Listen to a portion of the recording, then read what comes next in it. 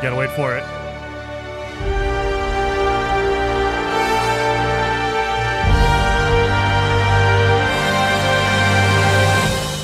You gotta wait for that. Hello, everyone. It is Sunday. The Xbox showcase is today, and I have power today, so that's kind of nice. Knock on wood. Hopefully nothing happens again. So, if you guys were here yesterday with the Future Game Fest, I thought it was like a solid show. We were watching it, and I think we got through the main show, and they were into the secondary, like the live from LA show, and all of a sudden my power cut off. So I looked, and I was using my phone because I didn't have any power. I was looking online. I didn't see any major announcements that I missed, so thankfully nothing for Light No Fire. That was the one I was looking for. Like, man, if they announced Light No Fire right now, I would be so pissed. No, nothing. So thankfully for that. Thankfully that didn't happen. An Elder Scrolls 6 trailer deck. I have a sneaking suspicion. I think the rumor mill is saying that we will see a Elder Scrolls 6 trailer. I don't think it's coming out this year. I don't think it's coming out next year. I think we will see something from Todd. He'll probably come out and do like a little introduction saying, hey, we know you've been waiting for a long time, and so we want to give you a little taste of what's coming. However, it's not coming until 2027 or something like that. I think we are well away. It's well far off. It's not going to be coming this summer. Maybe, but I highly doubt it. I highly doubt it. I don't think we'll see anything for, oh God, what was it? Perfect Dark or Fable. They delayed those. I believe they were both supposed to come out this year, Fable and Perfect Dark. They got delayed till next year. So I don't think we're going to see anything from those. Maybe we do, but I don't think we will, because Xbox usually does like a developer direct in the beginning of the year, like January, February. And so if they're not coming out till next year, hold on to it and show it at the developer direct, which happens in like January or February, right? I have a feeling we will see a lot of like either world premiere stuff, like, hey, we're working on this, or, hey, we have this game coming at the end of the year, so be ready for it. Maybe a new Fallout trailer for Season 2? It could be. I don't know. They could show that. So generally, Phil Spencer and Sarah Bond, they focus on games. Like when they had the Fallout TV show starting, they didn't. I don't think they did they? I don't think they showed a trailer for it at the Xbox showcase. So if it's like last year, it's just gonna be Phil walks in, introduces it, says, "Hey, welcome to the Xbox game showcase," and then boom, it's just trailer after trailer after trailer. And then like 10 minutes later, Sarah Bond will come in and say, hey, I'm super proud of doing this and this and this. And then boom, another 20 minutes of trailers. So they are at least last year, they were very good at just hitting us with trailer after trailer after trailer. They didn't do a lot of introduction. There was no like segments in the middle or anything like that. It was just boom, boom, boom. So, and this, I saw right before I went live, I saw the what's his name? Matt Booty, I think, tweeted out that the show is going to be 2 hours long total. So remember, they're doing an Xbox Live or an Xbox showcase and then a Outer Worlds deep dive. Outer Worlds 2 deep dive right afterwards. So if I had to guess, I'd say we're going to get about 90 minutes, an hour and a half of Xbox trailers, and then half an hour for the Outer Worlds deep dive.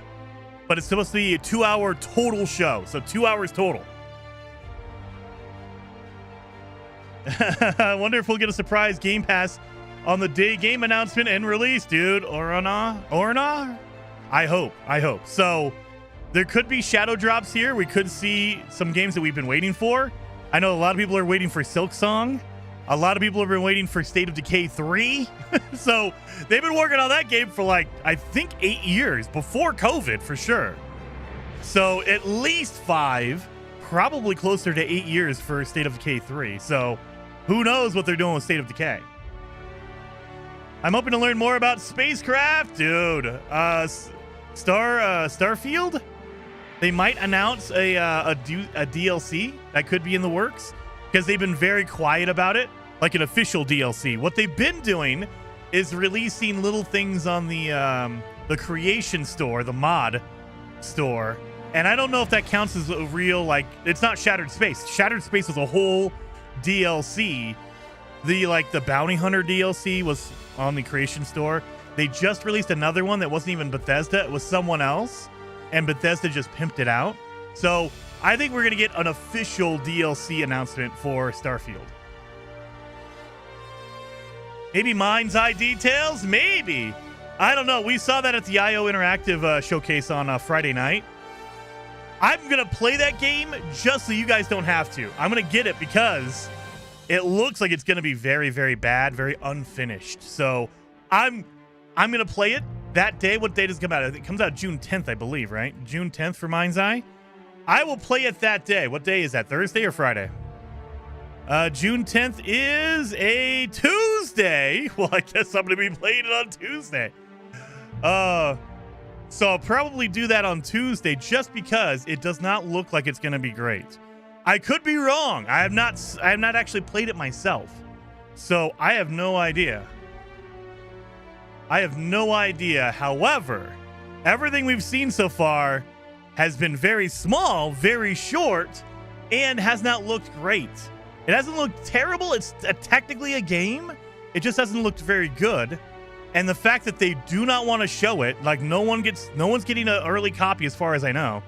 No press, IGN, nobody's getting an early key to it, so they can't do review copies. They're not showing the game, and it's like 4 days out, 2 days out technically from now.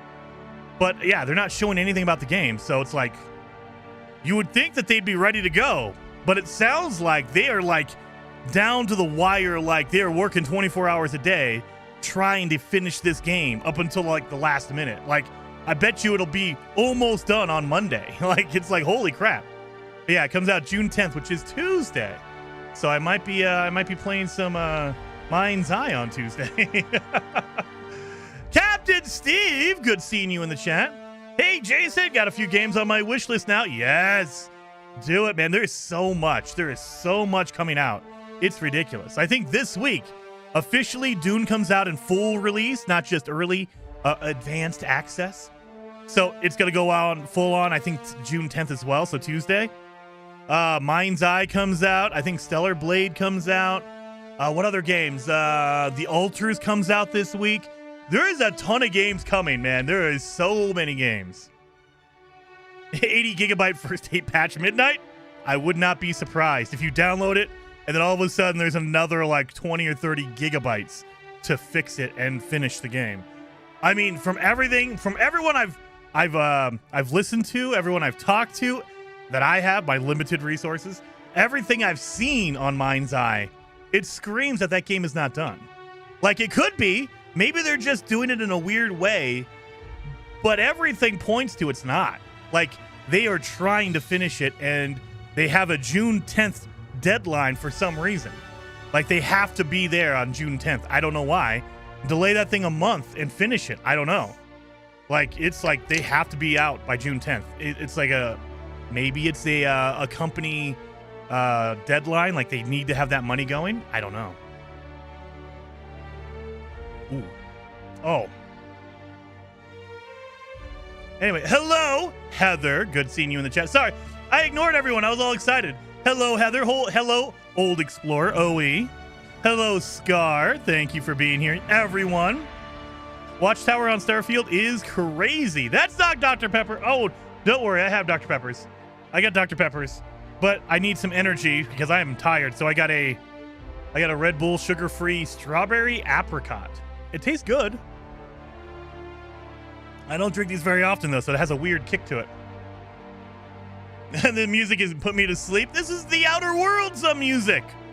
So that is the other thing, too. So Outer Worlds 2 is gonna have their own deep dive after the Xbox Showcase. So we will stick around for that. We're gonna be doing the Xbox Showcase, which is supposed to take about an hour and a half. Oh, I should say, they said together with the Xbox Showcase and the Outer Worlds deep dive, they're both gonna be 2 hours long total.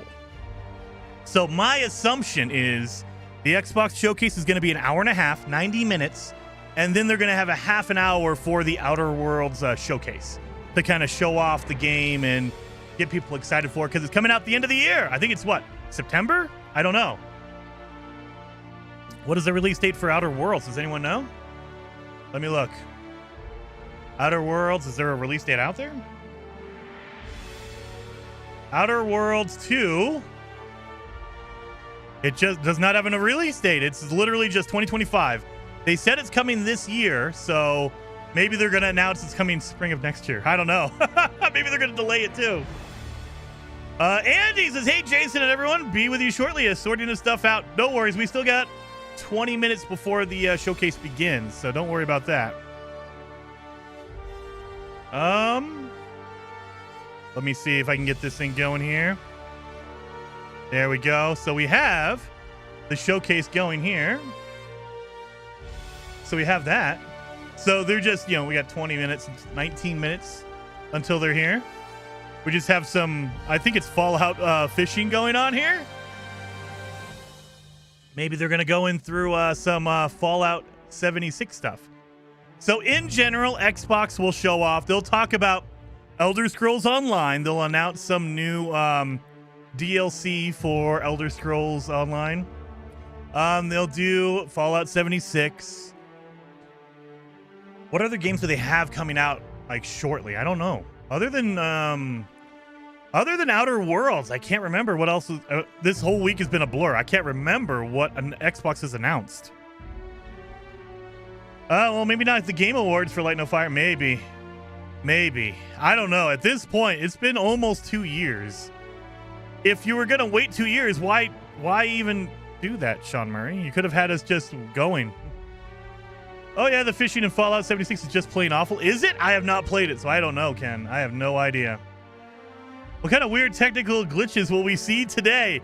I'm hoping Xbox has their stuff together. So, yesterday, the Future Game Show, their YouTube feed was trash. We had to switch over to Twitch to finish off the show. And then my power went out. The IO Interactive, guys, if you want to see a very, very rough showcase, go back and watch the IO Interactive showcase. That thing, I love IO. I love Hitman. I love Kane and Lynch. Is one of my favorite games of all time. But man, that was rough. That was like they rented a conference room. They had a laptop using a laptop for a teleprompter. It was rough. The audio was terrible, out of sync. It was not good. So that one was like top of the list of really rough. Like I liked the content was there. I don't feel like they had a lot to show. Like they showed a lot of Hitman stuff, which was awesome. And then they pimped out. They were like, oh yeah, we're going to have the James Bond game First Light at the IO Interactive showcase. And I was like, cool, we'll see more of it. Nothing.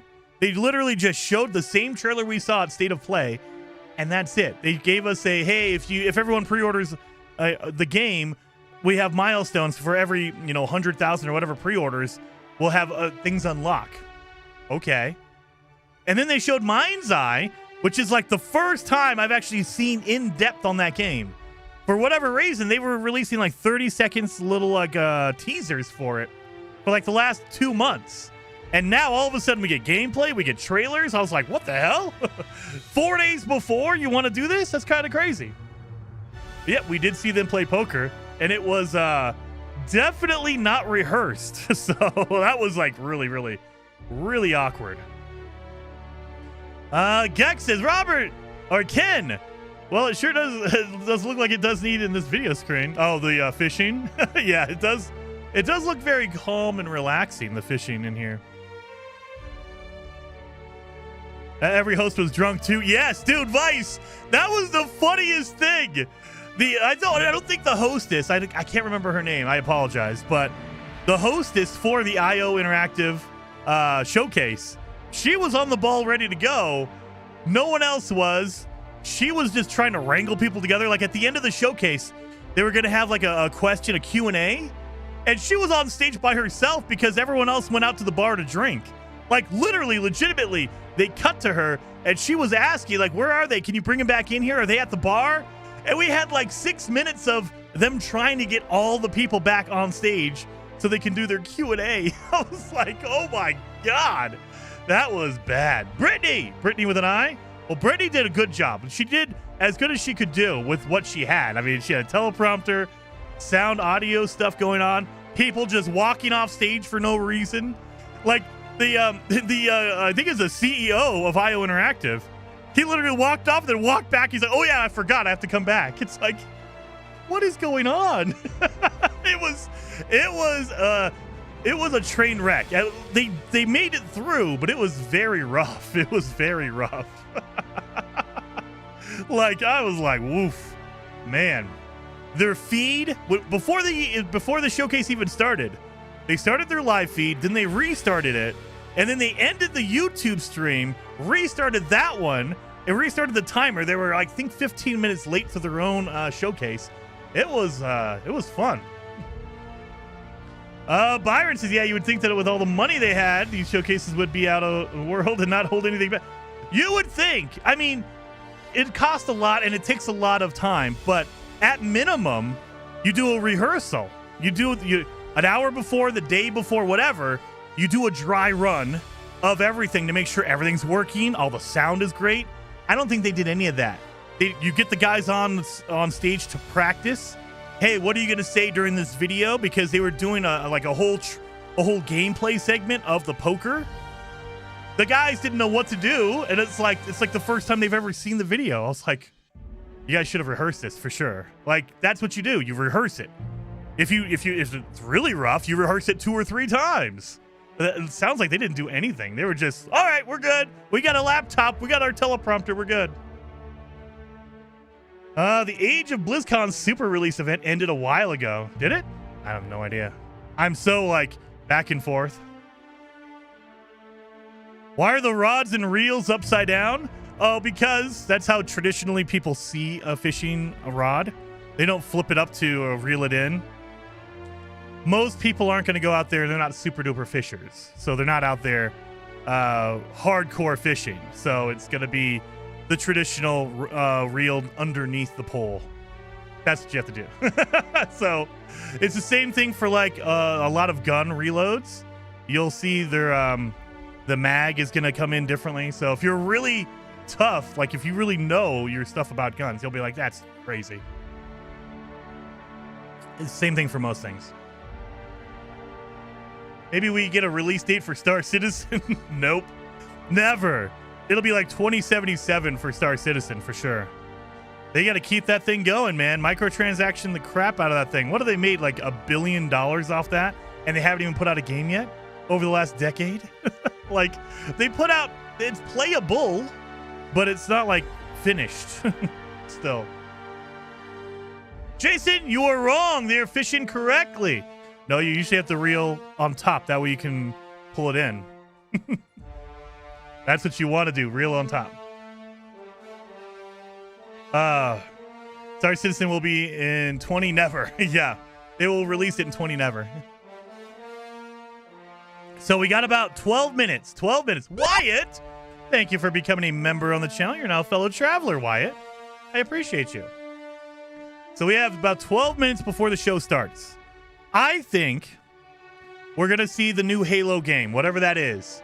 It might be a Halo 1 remaster. They've had a lot of rumors about that they're remastering Halo 1 in Unreal 5.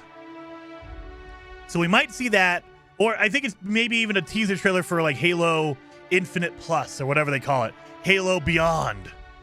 You know, I think we'll get a trailer for that, a new Halo game, whatever that is, either the remaster of 1 or maybe, you know, Halo Beyond or whatever it is. I think we're going to see Gears of War E-Day. I think we'll get another trailer for that. Maybe we get a trailer for Fable, but I doubt it. They delayed it till next year. And if they're going to do that, they might as well save it for the developer direct in the beginning of the year, the start of 2026, January, February. Same thing for, what's it called? Perfect Dark. They could show a trailer, but again, they have a developer direct happening probably in January or February. So if you're going to have that, save it for that. But maybe they don't have a lot of games to show, and so they need to show it. Who knows? But I think Gears of War, because that's still probably far out. I don't think Gears of War is this year. I don't think it's next year. Because they just announced it last year, and they just did a gameplay. They didn't even give a year on it. So I would imagine Gears of War E-Day is probably 2027. So show another trailer, get people excited for it, and say maybe 2027, 2026, maybe. But I doubt it. Maybe we get a State of Decay 3 trailer or gameplay. That would be good. It was a resubscribe. Well, thank you, Wyatt, for resubscribing. I wish YouTube would notify me if it's a resubscribe or a brand new subscriber or a member. They don't do that. I don't know why.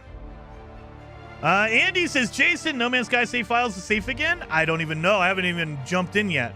They should be. I mean, I don't know if, is there a problem with save files? Let me look. We got 9 minutes here.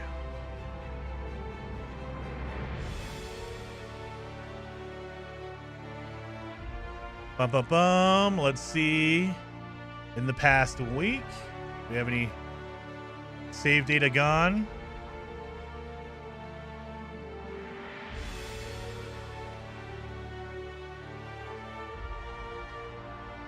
I don't know. I'm not seeing anything. I don't know. So I know that they just enabled cloud saves for everyone. So I don't know. Maybe it has something to do with that. Midnight says top mount is more common, but bottom is more for bait and hooking fishing. Oh yeah. See, well, now we're getting out of my depth for fishing. What about the Expanse, dude? John, hopefully we see something about that. We saw that yesterday at the Future Game Show. That looks good. Like, that looks legitimately like... I think everything I saw yesterday when I was looking online, it's supposed to be very similar to like a Mass Effect, how Mass Effect played. RPG, sci-fi RPG, third person. I can't wait. Hi, Jason. Raven. Looking forward to the showcase. Yes, Raven. Heck yeah. And thank you for being a member for 44 months, Raven. I appreciate you. You're not going to get rid of me that easy. Suck it, Jason. Yes, we'll give you a suck it. No, Jason, you suck. And Mark. Good. Top. Bottom. That's what she said. That's what she said. That is what she said, Mark. Thank you so much. 07 Mark. Oh, well, hello, Kimberly. Tony says, I was finally able to upload my day one PS4 save into my PC.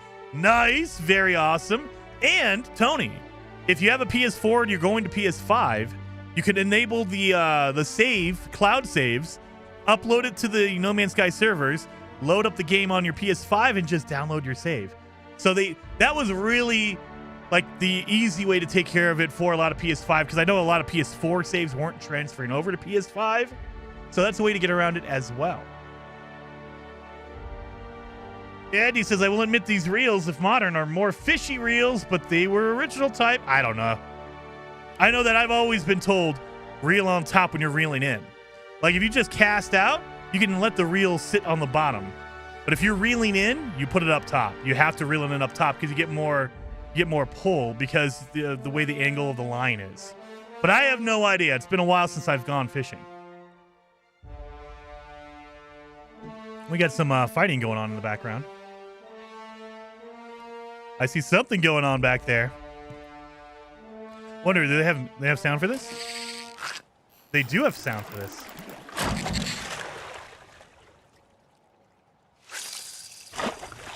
Okay. I went PS4 to PS5 to PC. Dude, PC is great. And let's see if I can get this. I might be playing over here. So I have version 5.701. However, if I go to play the game, it just doesn't recognize any of my saves. My saves are too recent. So let me show you. Let me show you real quick. While we're waiting. While we're waiting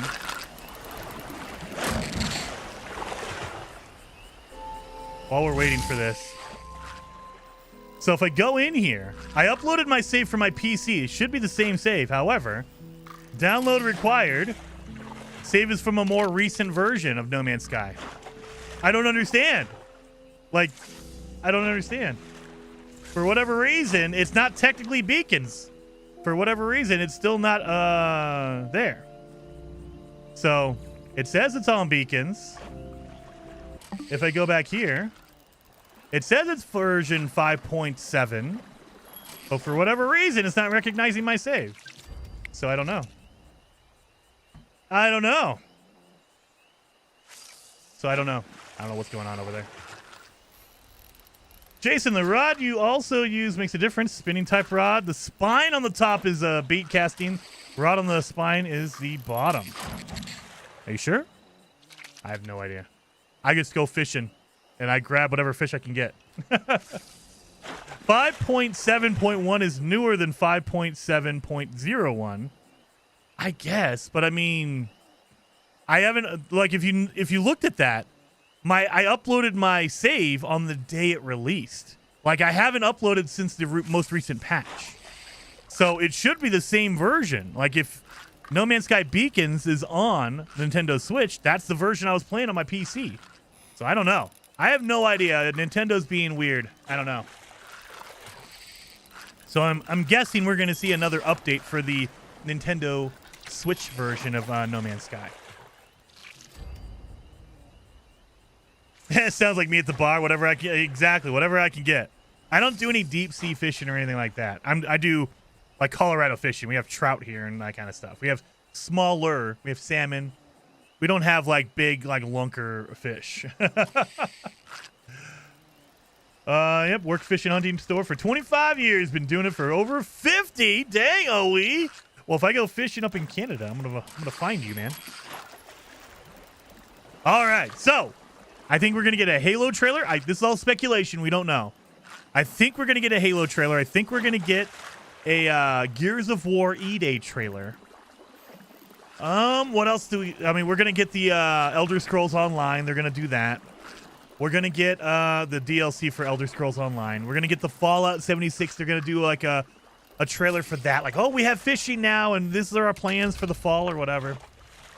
What else could they show? They could show Fable. They could show Perfect Dark. But again, I think those odds are very small.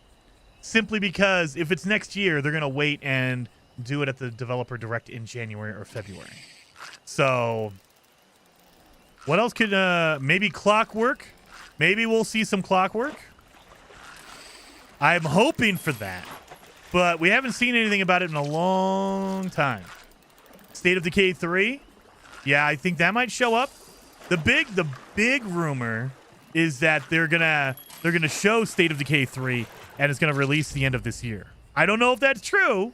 That's a rumor, and that would be awesome, but we don't know. That's the big rumor, is that that's what's going to happen. The rumor is also Silk Song is going to show up here.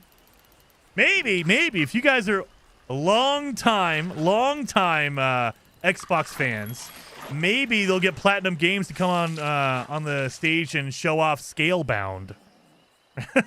I would love that. I don't think that's ever going to happen. I think Scalebound is officially dead. Like, they're never going to do anything with it. I will hope. That would be amazing. Thank you. That would be awesome, dude. I mean, that's the rumor. We don't know. That's the big rumor, is that that's going to happen. Another one. A lot of people online a lot of people on Twitter and social media have been saying that a lot of games from the Xbox console have been showing up on their PC. So they might do something with Game Pass. Like maybe they're going to transfer all of your games from Game Pass from console to PC. That would be amazing. Like you can play your library from Xbox anywhere, even on PC. That would be really, really insane.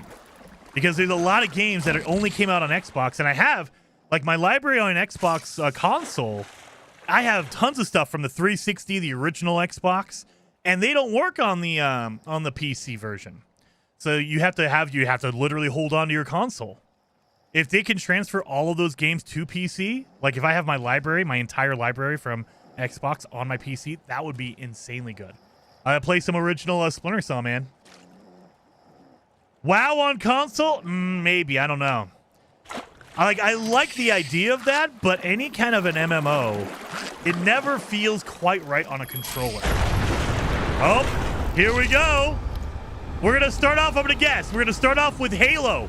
Halo trailer to start with. That's what I'm going to guess. That's my speculation. But as always, I'm going to mute the alerts, you guys. I will catch you guys on the backside, on the end. If you guys do any donations or anything like that, I appreciate you. I love you. But I want to make sure everyone can see this. And if it's too loud or too soft, let me know. I can adjust the volume. Xbox Game Studios. Right off the bat. Clockwork. Okay, we start off with Clockwork. I'll take it.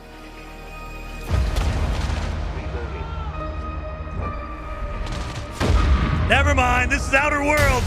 Outer Worlds. Do you think I care that the colony is in disarray?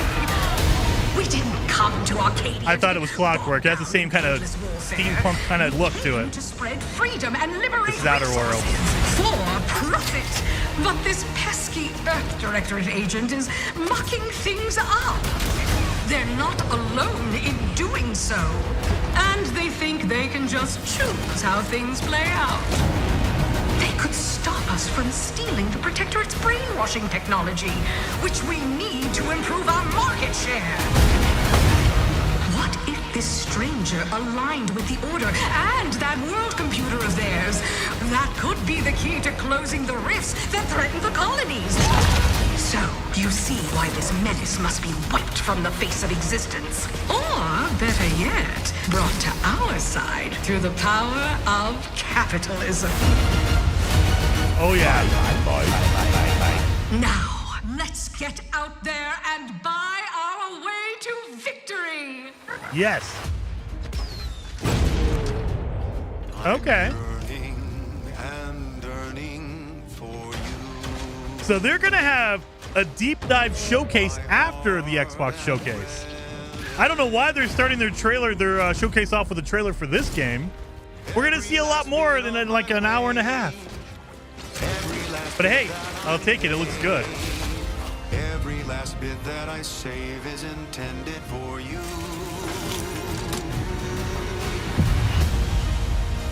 Oh yes, Obsidian.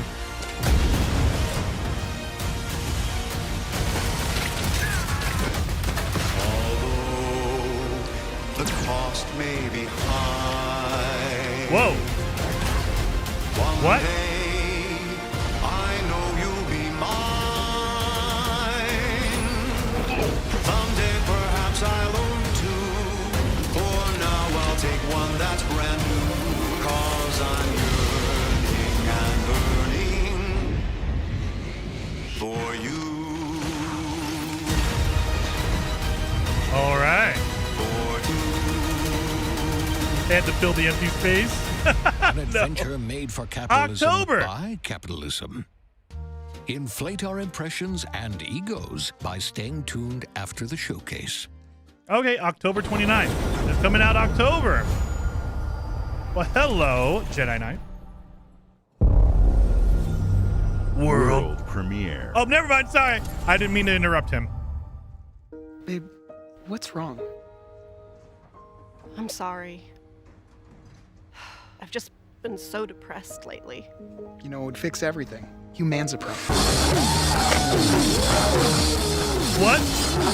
Oh my god, really? Is this high on life? High on life. Yeah.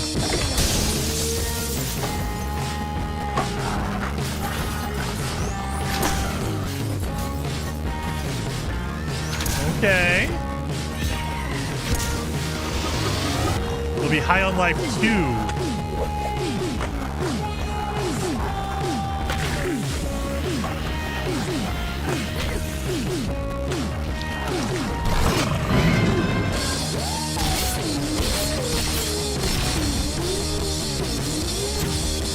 It's very quiet. Usually you have your weapons talking to you. So I guess they took the notes on that. Hey, how about your weapons can shut the hell up for a minute? All right. I like it. Yeah, humans are barely sentient. Scientists have done studies, and their brains are like half the size of ours.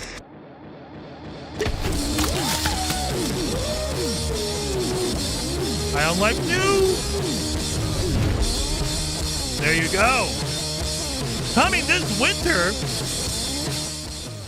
It's coming this year? Okay.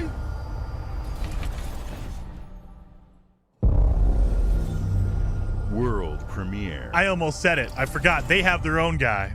Okay.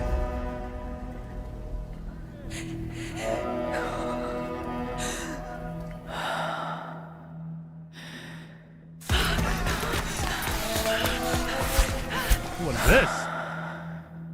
So it's medieval. Maybe. Dragon Age Inquisition 2. No? I'm hoping, Paul, but I don't think so. Maybe we'll get some Light No Fire.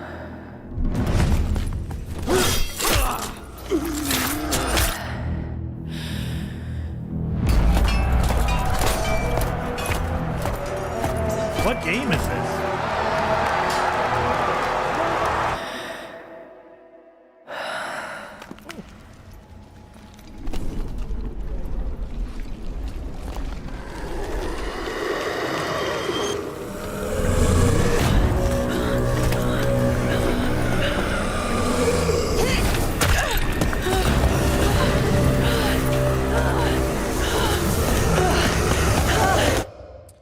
I feel like I was supposed to know that face, but I have no idea. Resonance. Okay. Oh, a Plague Tale Resonance? What? Okay. That's a whole different setup for a Plague Tale. Wow. That's different. Is Phil gonna come on? Oh, it might be Phil. Come on, Phil or Sarah. What is this? Are they going to announce the handheld device for Xbox? Oh, yes, this is it. They're announcing the Xbox handheld.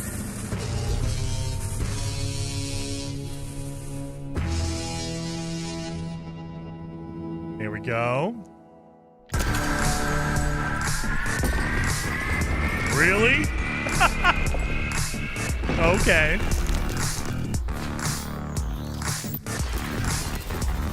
Oh, the ROG? Really? We're going to do the Xbox ROG, R-O-G. Your games. Seamless play. Download it natively, stream from the cloud. Okay, so you can download or stream if you want to.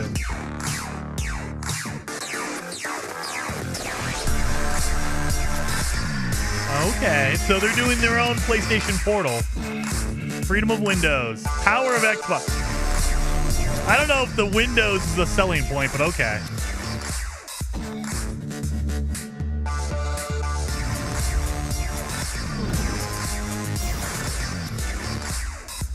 This is a full-on ad for the Xbox ROG or whatever they're going to call it. Does that mean Asus isn't involved? Yes, 100%. I think Asus is going to make it. Like they're the builder of it, and then they're just going to slap on At Xbox. Xbox, we strive to put the player first. And that's what you've seen from us over the years. We've led the industry with backward compatibility. We championed crossplay and cross-progression. We deliver Game Pass, first on console, then on PC, and with cloud gaming. So what's next? How can we give you even more freedom, more choice, more ways to play? Our next step is to unify your gaming no matter where you buy or play. So we're building an Xbox experience designed for players, not locked to a single store or tied to one device. Oh, really? The Xbox Ally is an Xbox you can hold in your hands. Xbox Ally. Bringing together the power of Xbox and the freedom of Windows. On this Xbox, you can play games across your entire library, including all the Windows PC game stores, from Xbox and Battle.net to Steam, GOG, and Ubisoft Connect. And the highly anticipated Hollow Knight Silksong will be available at launch and in Game Pass when the Ally releases later this year.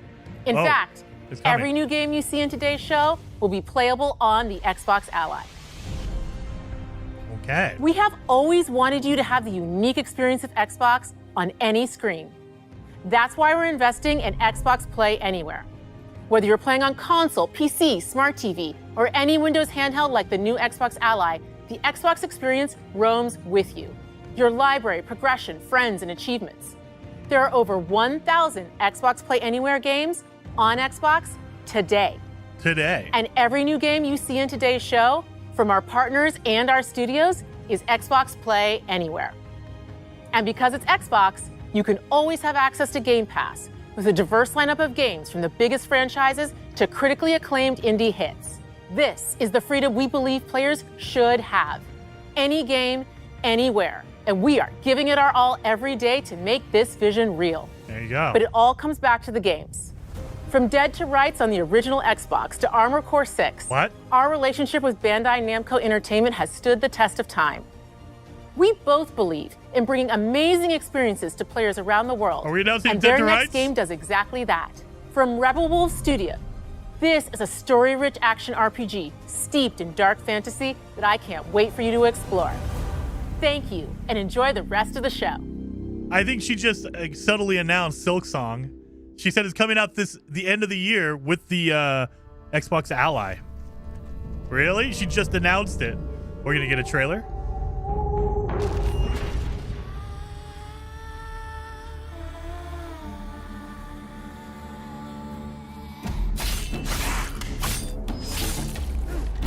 Yes. This is from some former Witcher developers. So it's Watching from the shadows. This looks so good. And when we were at our weakest, they came out into the light. We feared for our lives. We should have feared for our souls instead. This looks so good. The vampires didn't come to kill us. No, they came to rule. To turn us into mindless, docile cattle. Not me, though. They tried to change me into one of them. But I became something else instead. Oh, he's Blade. He's half. Their worst nightmare. Okay. I'll take Medieval Blade. You just walking up a wall? Trapped between the two worlds. Fighting to even the score. Fighting to understand the evil behind it all. He is out there watching. Oh, this looks so good. And if it plays like Witcher 3, oh man. So basically, instead of a Witcher, you were a half vampire. Dude, I'll take it. And it said 2026, Blood of the Dawnwalker. Gonna give us a date? Just 2026, okay. So coming out next year, former developers of The Witcher. I love it. They left CD Projekt Red and they made their own studio to make that game. Oh. World premiere. Man, there's a lot of world premieres going on today.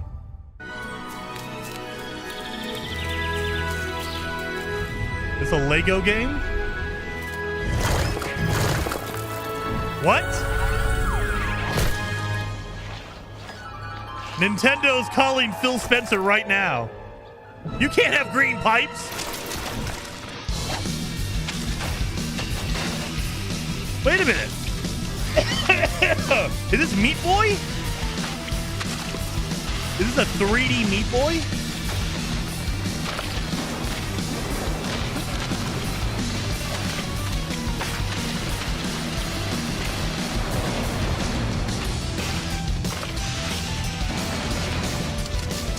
Whoa.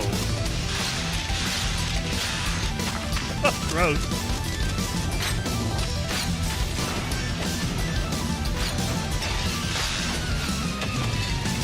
Super Meat Boy! 3D!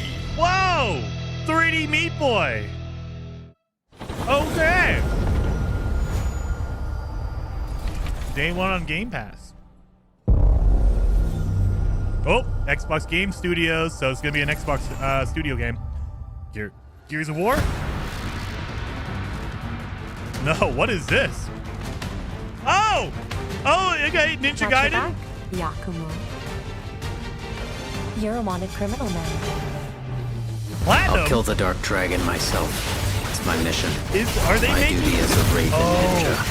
Yes, I forgot. Platinum was making the new... Yes. Breaking the Dark Dragon free has its consequences. Ninja Gaiden.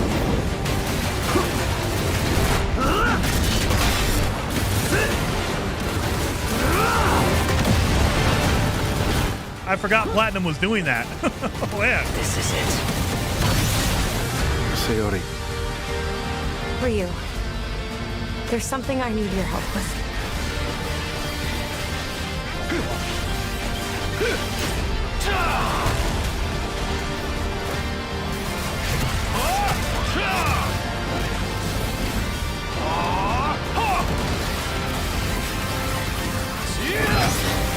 Dude. That looks so good. And I think Ninja Gaiden 4 is coming out next year. Is it 2026? Or is it the end of the year? Is it the end of 2025? I can't remember the date.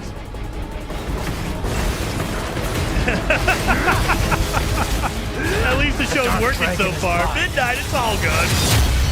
Ninja Gaiden 4.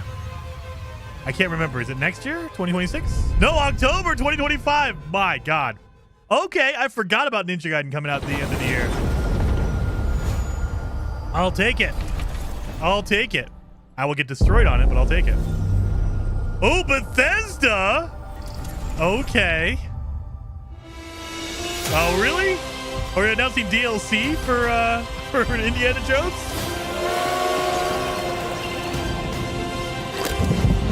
Here we go. Good luck, Indy. What are you doing, Jones? Are you crazy?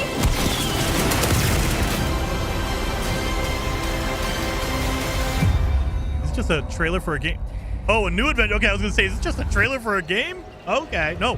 DLC. This is where it starts. Beneath the streets of Rome. Enter the city of Antioch. Find a secret relic. Bring it back to the Holy See. Defend the secret. I'll get spoiled, Mark. They worshipped the giants.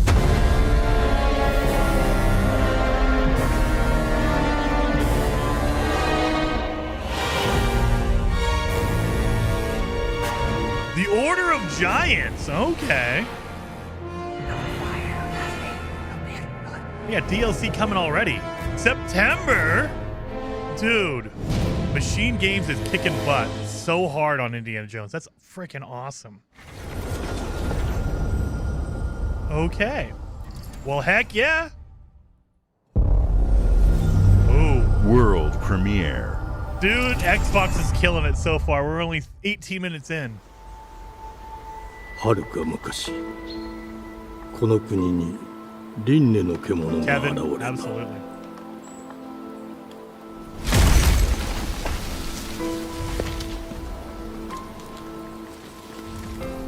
輪廻の獣は汚れを吐きあらゆる生物を蝕んだ What? Game free? Are they allowed to make something that's not a Nintendo game? How is this possible? Game Freak is making this? I don't see any Pokemon anywhere. Look at this.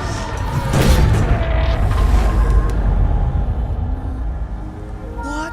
西暦4026年人類は滅亡を待つのみ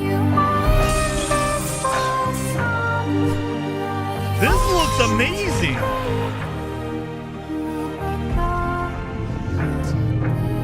This is my kind of game. Third-person action, like Beast of Reincarnation. 風次後エマ I'll お前 take こ it. そが輪廻の獣を滅ぼす刃となる。 Holy cow, Game Freak. Who knew they had it in them? Coming 2026. Dude, I didn't think Nintendo would allow them to do anything else. Holy crap. Xbox Game Studio, so it's going to be, I'm going to keep saying it. Halo, please. Oh no, Clockwork now for real? The glittering streets of Avalon sure do shine. Yes, Clockwork. Because they swoop their filth down to us. Get your paper in! Who's for a paper?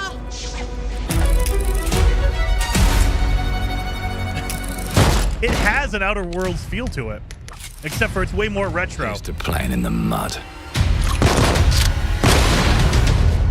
Oh, yes. No. Life here ain't for the soft-hearted. Give me a You release will be date. paying me back until you fucking rust. Wow. It ain't for the spineless. To keep your filthy pickers off me! And this sure as shite ain't for the decent. That's a clean sweep for one. Oh, yes. There has been a crime! Oh my God. Justice itself has been affronted! I have been burgled! Lord Griswick. Burgled! Yes, I got that part. Do you know anyone who might wish you ill?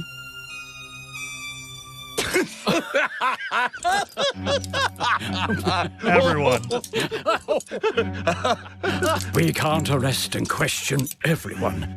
Let's see if we can narrow the suspects down a bit. I love it. Everyone. They were, Trust your instincts, sir. tall, Yes, sir. built rather slim, well, muscular. Mm-hmm. Was very quick, agile. It Go does. on.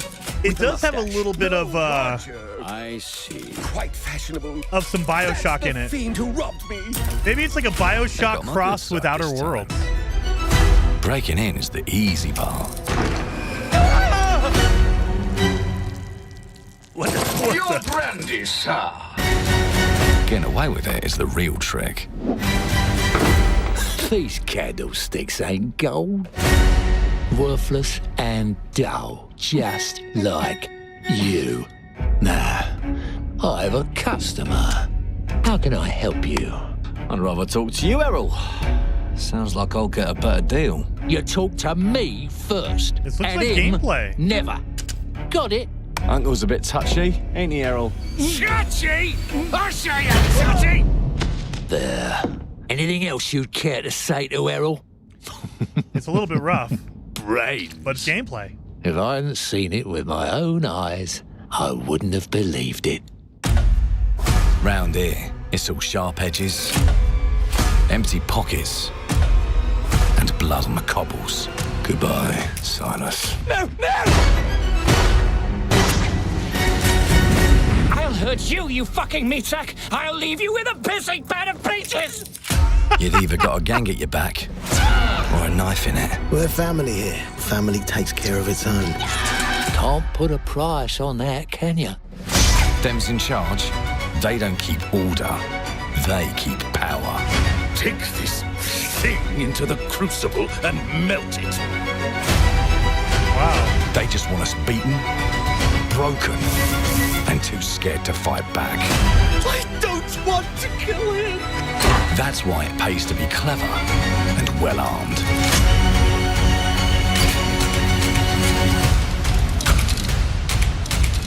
You can upgrade your... Dude.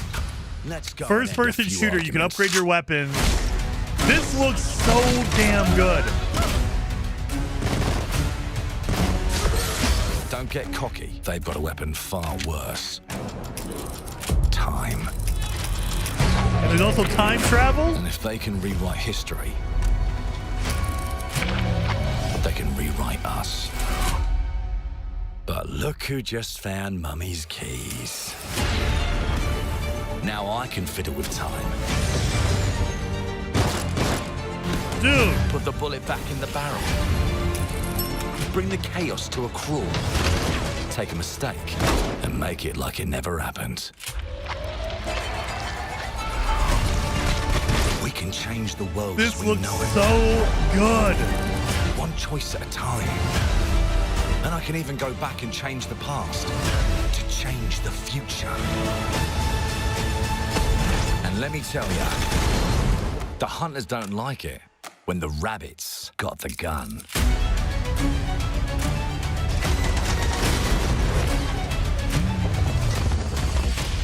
The only thing that would make this better, give me a 2025 release date. It's going to be the end of the year, right? Most likely 2026. But, come on.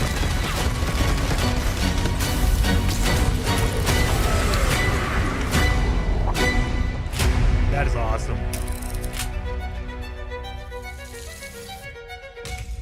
Now let me alone and piss off. I'm going to love that puppet. I'm going to love that. All right. Coming in time. Our creative teams are dedicated to bringing players not a fan of you, buddy. record-breaking, critically acclaimed games. Call of Duty, Black Ops 6 from Activision, Doom, The Dark Ages from Bethesda, Diablo 4, Vessel of Hatred from Blizzard, and Avowed from Xbox Game Studios. All of our teams across Xbox First Party are shipping their most played games ever, and they're also delivering more content than ever before. From original single-player experiences to vast online worlds, our teams are empowered to build the games Xbox is killing it. We're only 20 minutes in. To have the choice and flexibility of where and how they play the games our teams make. So of course, our games will be available day one in Game Pass, and every new game we make for both Xbox consoles and PC will be Xbox Play Anywhere. On behalf of our creative teams, thank you. These experiences don't stop when you put down the controller. As you've seen in recent years, more and more of our characters, stories, and worlds are expanding to brand new audiences through TV and film. A Minecraft movie and the Fallout TV series Are we getting broke Fallout records trailer? and brought millions of players into the game. We have more projects in the works as gaming continues to influence film and television like never before. When it comes to growing new franchises, Obsidian is having a year like no other. Obsidian From launching a blockbuster new game like Avowed to the upcoming release of The Outer Worlds 2 Outer this Worlds 2 I'm more October. excited for. Obsidian is always delivering great games, and they have a third game launching this year. You'll get to go deeper on it in our Direct. But until then, let's take a look. A third game from Obsidian? Not just Avowed? It's launching this year, world premiere? Are you kidding me? Okay, Obsidian's making a third game coming out this year. Are you? I told you, you can't run from me, you foul beast.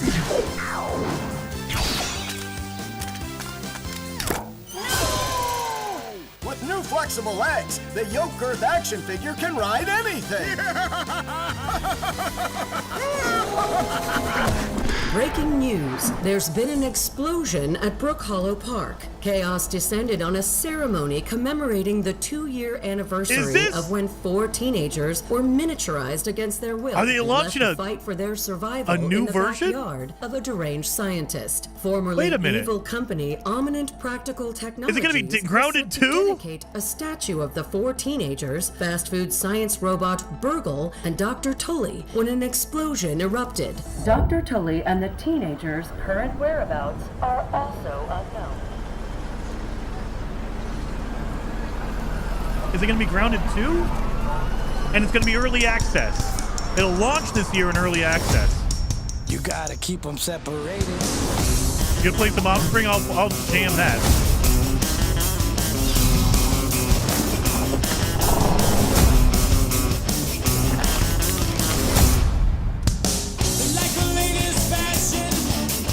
Oh my God.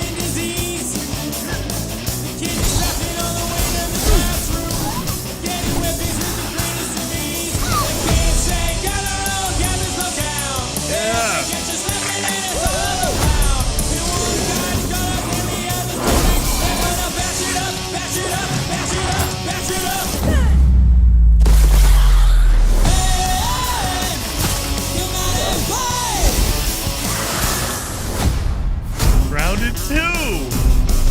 July 29th? Wait a minute. You can't announce a game and have it come out next month. What the hell? Okay, I will take a sequel to Grounded, and it's coming out next month. The predecessor. Ooh. ND3500. This is the new stuff from Blooper Team, right? Accessing predecessor's travel log. This is Blooper Team, the horror game they're making. I have encountered an unprecedented orphan. It was in a state of suppressed recomposition. The behavior pattern of the orphans populating the area is highly unusual. This looks like a blend of like Dead Space and like what was the other, Silent Hill? I love it. This looks so good.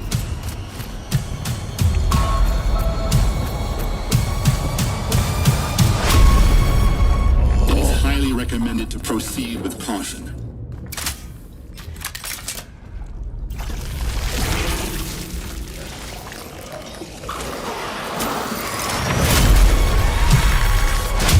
They seem to act more consistently, in coordination. Destroying the nest is now a priority.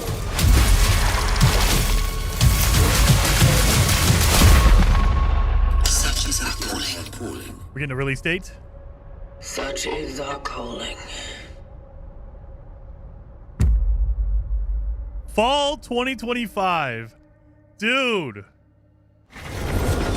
I'm not going to have any time to play games this year, man. It's just going to be so many games. So many games. Bethesda again. Is this going to be a Fallout trailer? Or Starfield?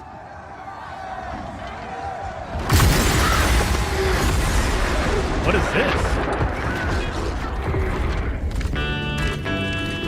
Elder Scrolls Online. Okay.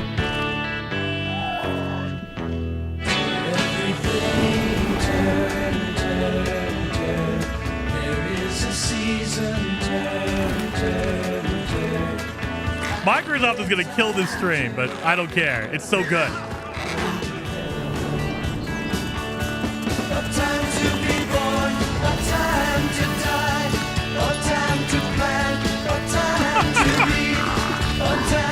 Is there fishing in Elder Scrolls Online too?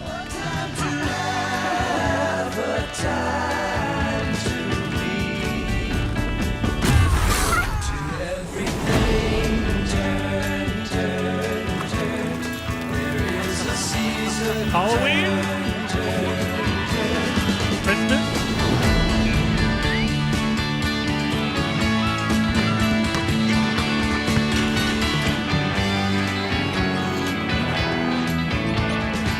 Wow.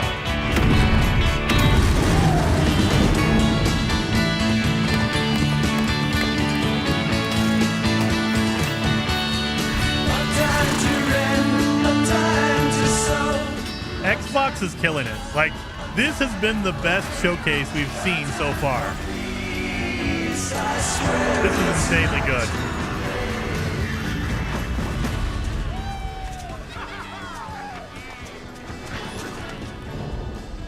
The Worm Cult. Seasons of Worm Cult coming June 18th. There you go. And they should have like a showcase for ESO as well. I don't know when that's going to be. World premiere. Holy. So many.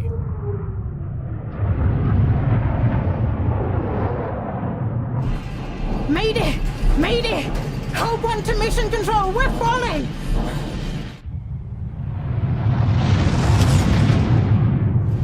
Thomas, the ship's breaking apart. There's no time. Evacuate now! Thomas, come in! Ariane, you sacrificed everything for a new world, to save mankind. And I'll always love you for that. Are we really gonna do outro?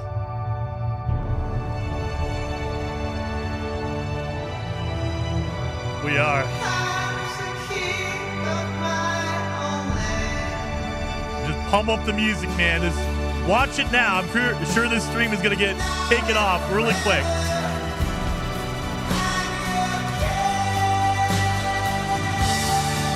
So don't nod.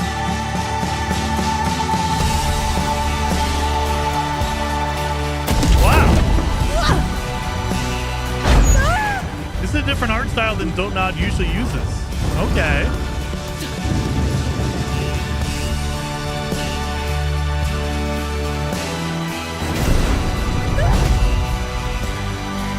All right. Midnight, thank you.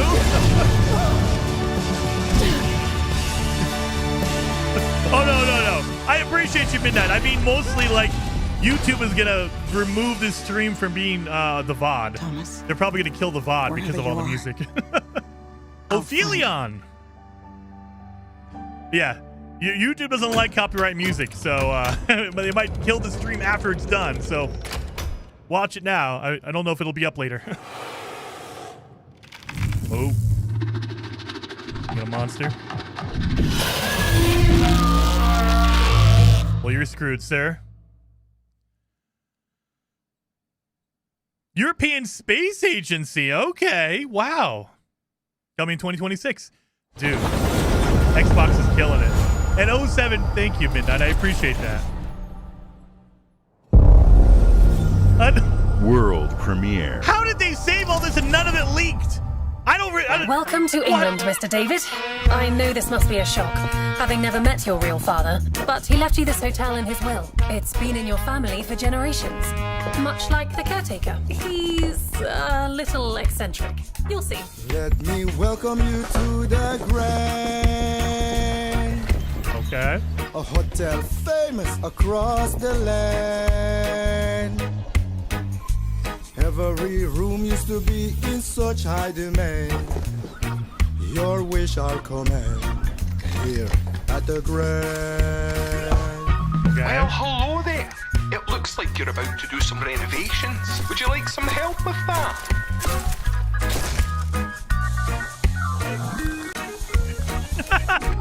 Just spray paint around her. So, my father was renovating the hotel when he disappeared? Not just the hotel. He was helping the entire village. You have his power tools. You know, you could pick up where he left off. You seem like a good man, like he was. I'm in. They don't suspect a thing. Just make sure the locals don't get wind of what you're really up to. What is going on here? Find out, they will wicker man your ass. You keep looking into things, and things are gonna start looking bad. Don't make the same mistake your father made. In this place, the only one you can really trust is me. The cat! What is up with the musical vibes I'm getting from this? So strange. What is this game? Is this like Luigi's Mansion Xbox version? There are no ghosts at the Grand. I have no idea what to make of that game. That looks interesting. Like part renovation, part like story. What is going on?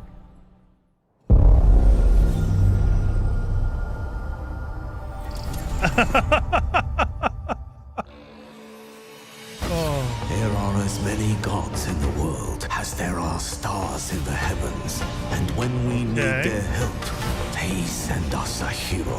Who would have guessed the defender of my homeland could be my daughter? She unlocked the heavenly spear, but is she worthy?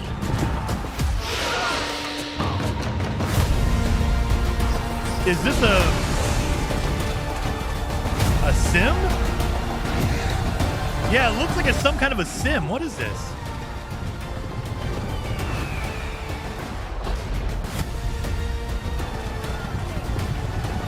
Wait a minute. Is this Age of Empires? No, it's not, is it?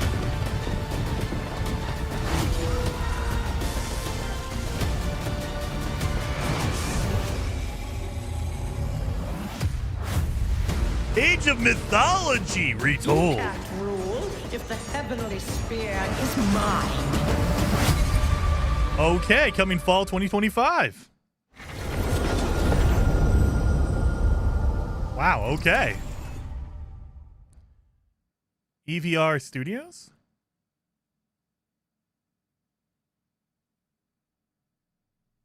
is this? 주권 국가의 자주적 결정을 누가 허락하는가? It's not a world premiere. 만약 이 결정이 패권 국가의 특정 정치 집단의 이익을 저해한다면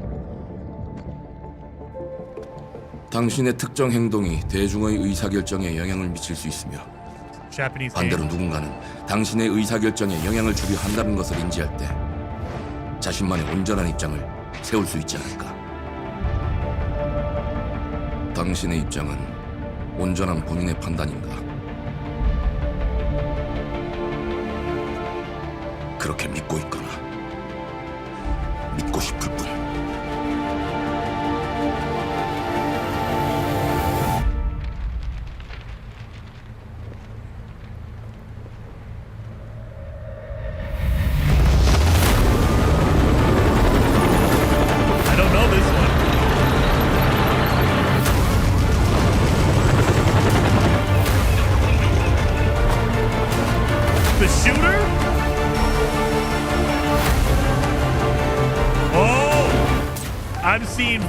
I'm seeing a lot of Splinter Cell influence here. 당신은 무엇 때문에 분노하는가?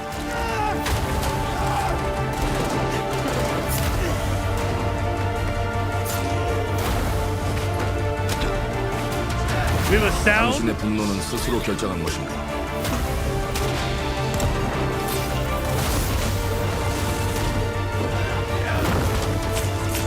누군가 The superpowers? 당신의 분노를 이용한다.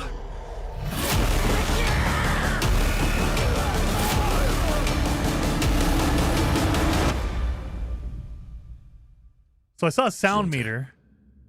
지정태. And some stealth going on.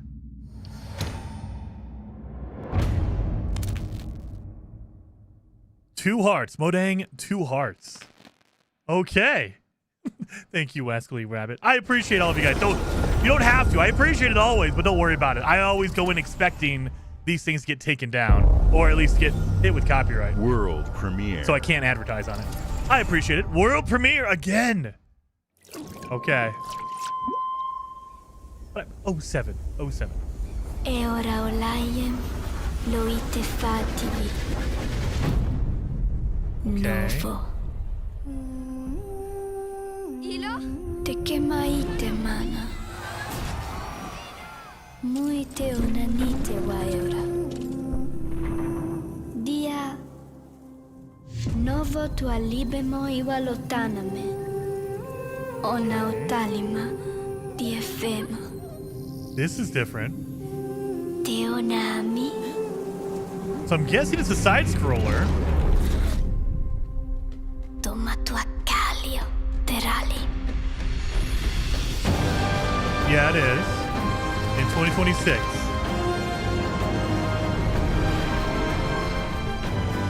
The Odyssey continues? What is this a sequel to?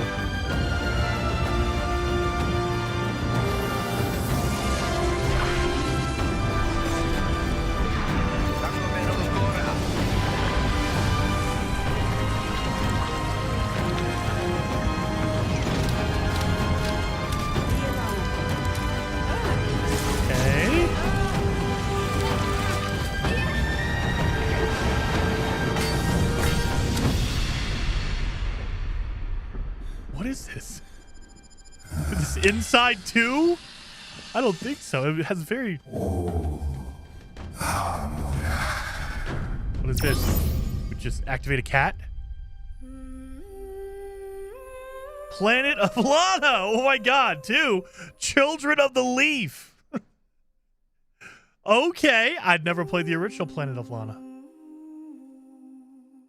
There you go. World premiere.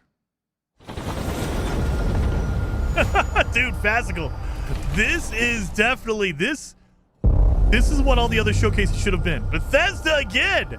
Bethesda's rocking it as well. I'm gonna say it again. Fallout. Oh, there you go. Yeah. Fallout finally. I only had to guess like 4 times. I'm right this time.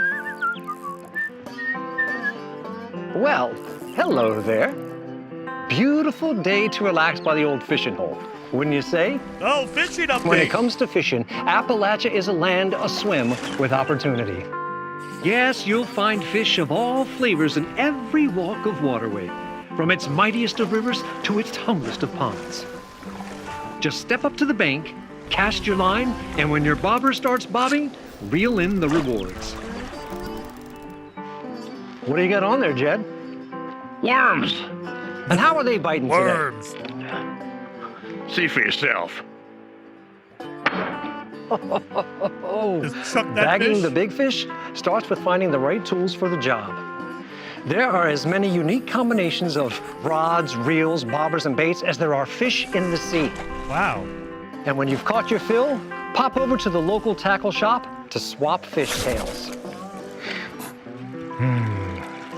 Can you smell that? No. No matter what troubles plague the future wastelands of Appalachia, you can always find comfort in cozy little joys like this. You just gotta know where to look. Vault Life is your ticket to easy living. Okay. Design and build your own little slice of paradise. A place to show off all the bits and bobs you collect in your travels. Got a green thumb? Plant your own peaceful vegetable garden. And nothing warms the heart like a neighborhood cookout. I was burning that a little bit. Ah, community makes a wasteland a waste home. Join today. And tomorrow you'll be kicking back and sharing a meal with friends in beautiful Appalachia. This old guy's like, I'm not eating this. You can do it. Yeah. Oh. Gross. Gone fission. I like that. Okay. All right. World premiere. Dude. This is insane, the amount of premieres they have. And nobody knew. I'm still impressed that none of this leaked as far as I know. Solo leveling Arise Overdrive. The amount of world premieres they have, and I didn't see any of it leak, that's crazy.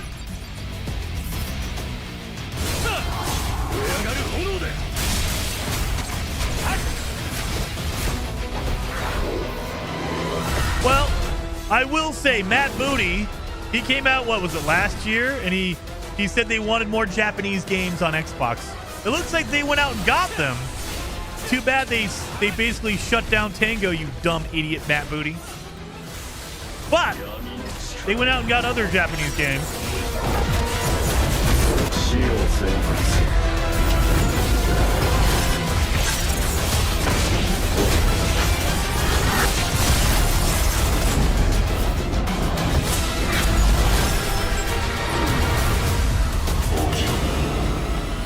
All right.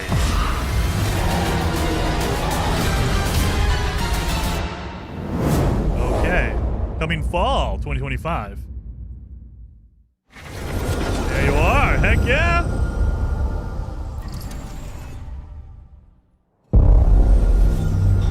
World premiere. World premiere again. Paw print?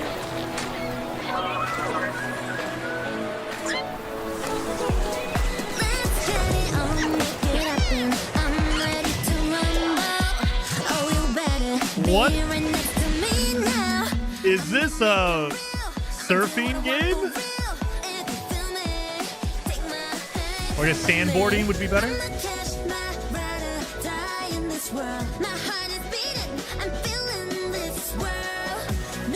What is this? It feels like a gacha game. Did you just smack that little thing's butt? You can turn into an otter or a clam. This feels like a mobile game or a gacha game for sure.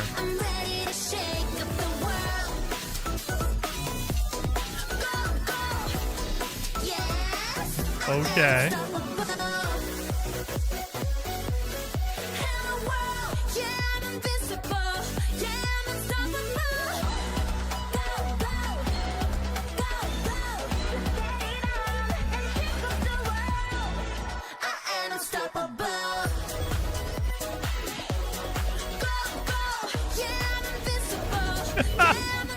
Is it Pal World? No, it's Anemo? Animo? That is more colorful and playful Power World, I guess. Hey, what's up, everyone? It's Tony Hawk Pro Skater. I just want to say thanks to everyone for all the love and support we've seen since we announced Tony Hawk's Pro Skater 3 and 4 a few months ago. Tony's looking old, man. I'm feeling old. But more than that, I've seen them help spread a love and appreciation for skating all over the world, and that means everything to me and the team. I can't wait for you all to experience the game.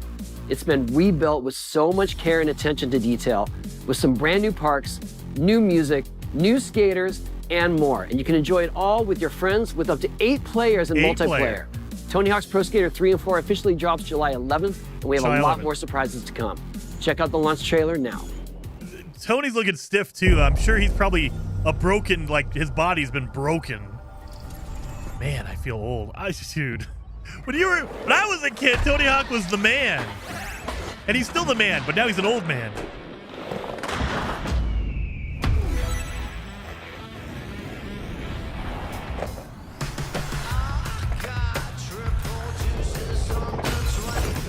Okay.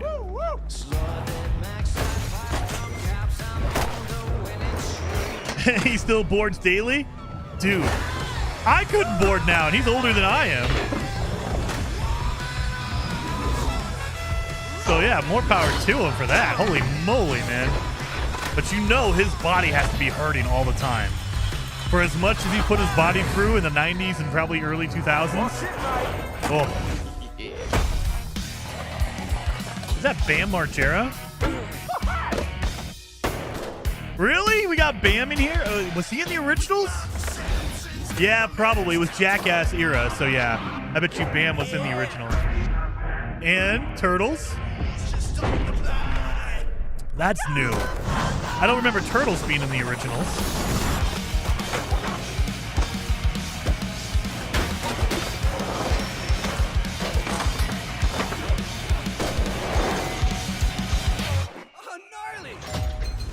All right. Oh, Doom Slayer. Play the demo today? Is it play the demo today? Oh, dang it. It's July 11. So we got the Doom guy as well. He's 57? Oh, no. When you're a skateboarder or you're in any extreme sport, you age like in dog years. So he's probably 157, in skater years. World premiere again. Wait a minute. We have already seen this, haven't we? Oh, we saw this last year, no? From the creators of Spiritfarer.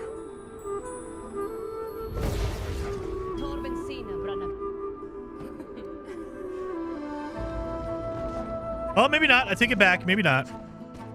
It has the same art style, though.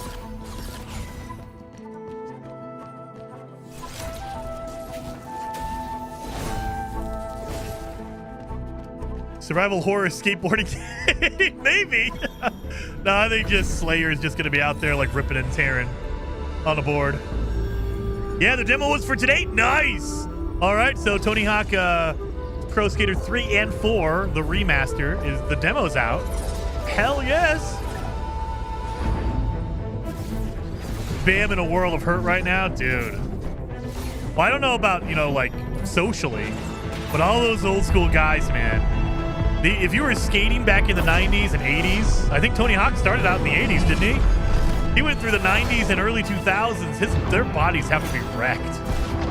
Like, if they're still doing it, man, I don't even know how. In your 50s, almost 60, and you're still skating after probably half his body has metal rods in it. Holy moly.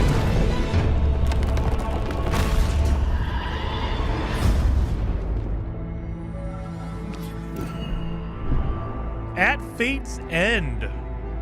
Okay. A lot of side scrollers. I like that. But it feels like we're getting a little too oversaturated. Xbox Game Studio. Halo Remaster. That's what we'll say. Oh, Gears! Okay, Gears of War. Oh, this is the original. Okay, so this is Gears of War Reloaded. Gears of War Reloaded. Oh, I need to go go back and play this one. I think I have the Gears of War remastered, the original one.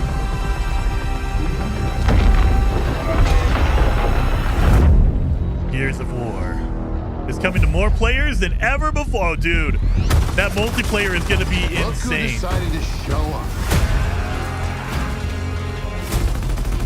Gears of War multiplayer is hardcore. It's game time, baby! You think you can still find your way back home, Phoenix?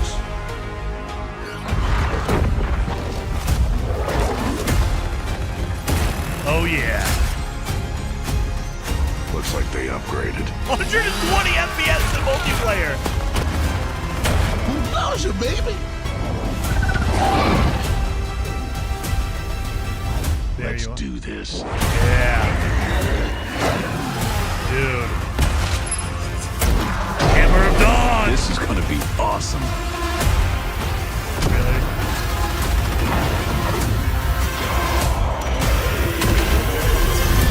Dude. Form up! Here we are. August 26th. Sadly, I'm not going to be able to jump into that too hard because August 28th is Metal Gear. So I'm going to play some Gears of War, but not that much. Metal Gear is going to distract me. World premiere. Oh, world premiere.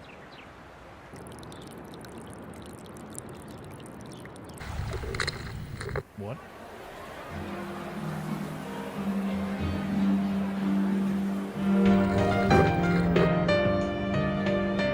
Okay, Japan it looks like.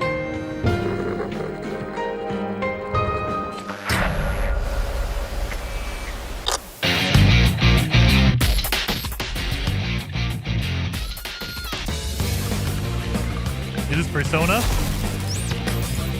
Persona 4 Revival? Oh, people are freaking out right now. They just announced the Persona, new Persona game. World premiere. There you are. People are losing their minds. Xbox Game Studios, Halo! I'm gonna keep saying it until it happens. Halo! No? The Nope. Smugglers League is always there. Oh, Sea of Thieves. Okay. But you won't see us. You won't hear us. And the only way you'd ever know it is if that's what we wanted. 40 years? Oh my As God, I'm old. smugglers, we deal in the goods others are afraid to handle. Guns, explosives. And don't forget the rum. It's a life of danger like no other. So I guess my question is, are you in or out? Can you handle that? Can you handle it? All that rum. Getting your hands on gold is one thing, but you should know that this is what we're really after. The bigger the boom, the better. Okay. Smugglers need to be adaptable. It's more than moving under moonlight and shadows. You should be ready to take advantage of others' misfortune. Yeah. Stealing, of course, is always an option. Just do whatever it takes to get the job done. You are pirates, after all. Welcome, my friends, to the Smugglers League.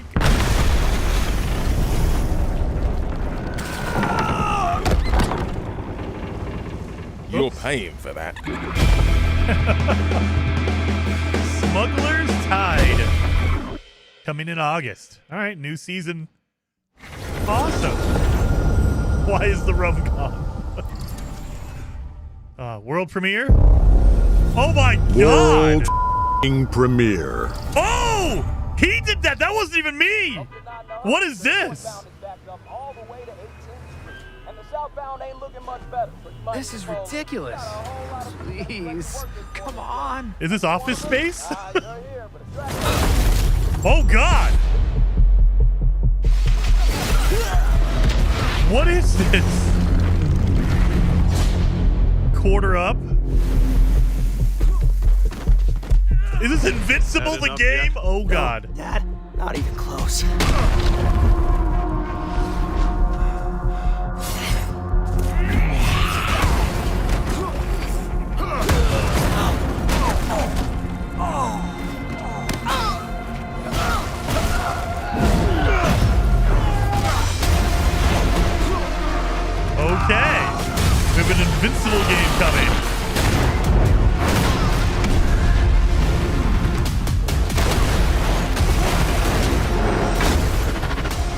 hoped you'd understand why I had to do this.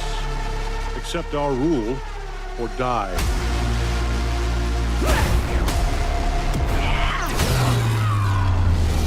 I'd like to propose a third option. Is it a fighter? I'm not your son anymore. I'm the guy who's... I bet you it's a fighter. You off this planet for good.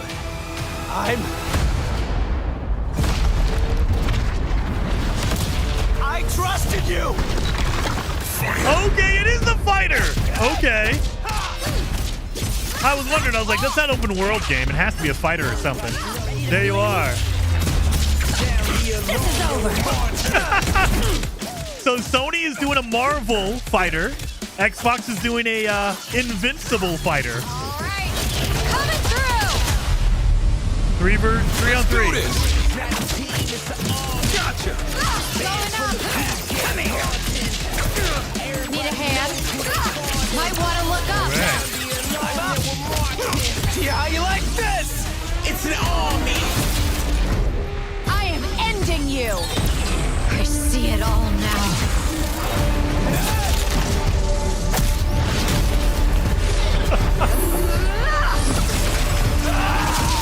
Okay. Invincible versus. Wow. All right.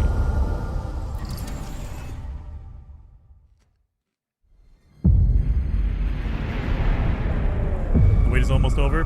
Square Enix. Oh, is it going to be Final Fantasy? Final Fantasy VII finally coming to Xbox. It's only taken like, what, 5 years?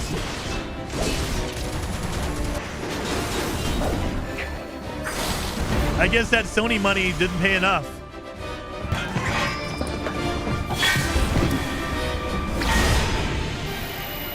Coming this winter. Also coming to Xbox. I'm here to even the odds. Oh, is it 16? Know your place, little lamb. There's no one to save you now. Yeah. Square Enix is finally saying, look, man, we need to make more money. We got to sell on Xbox. The flames are around, and they burn as one. Come to me, Ifrit!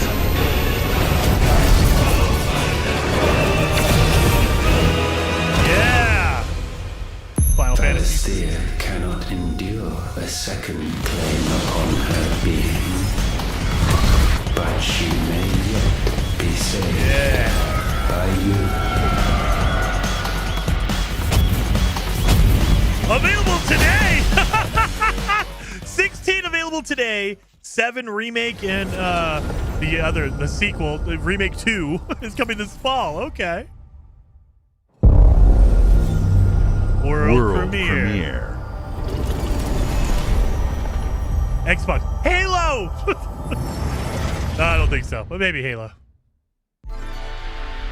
Double Fine! Finally! Oh, is this a new game? Finally, we're getting another game from Double Fine. Dude.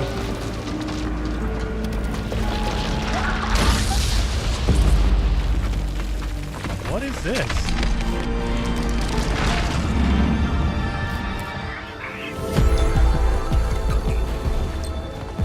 You play a lighthouse? Okay. That art style. Brutal Legend. I don't think Microsoft has the money for another music game with a whole bunch of music in it. There's no way. That licensing fee probably costs more than they'll ever sell any copies, man. They need to sell 1 trillion copies to pay for the music license for a Brutal Legend 2.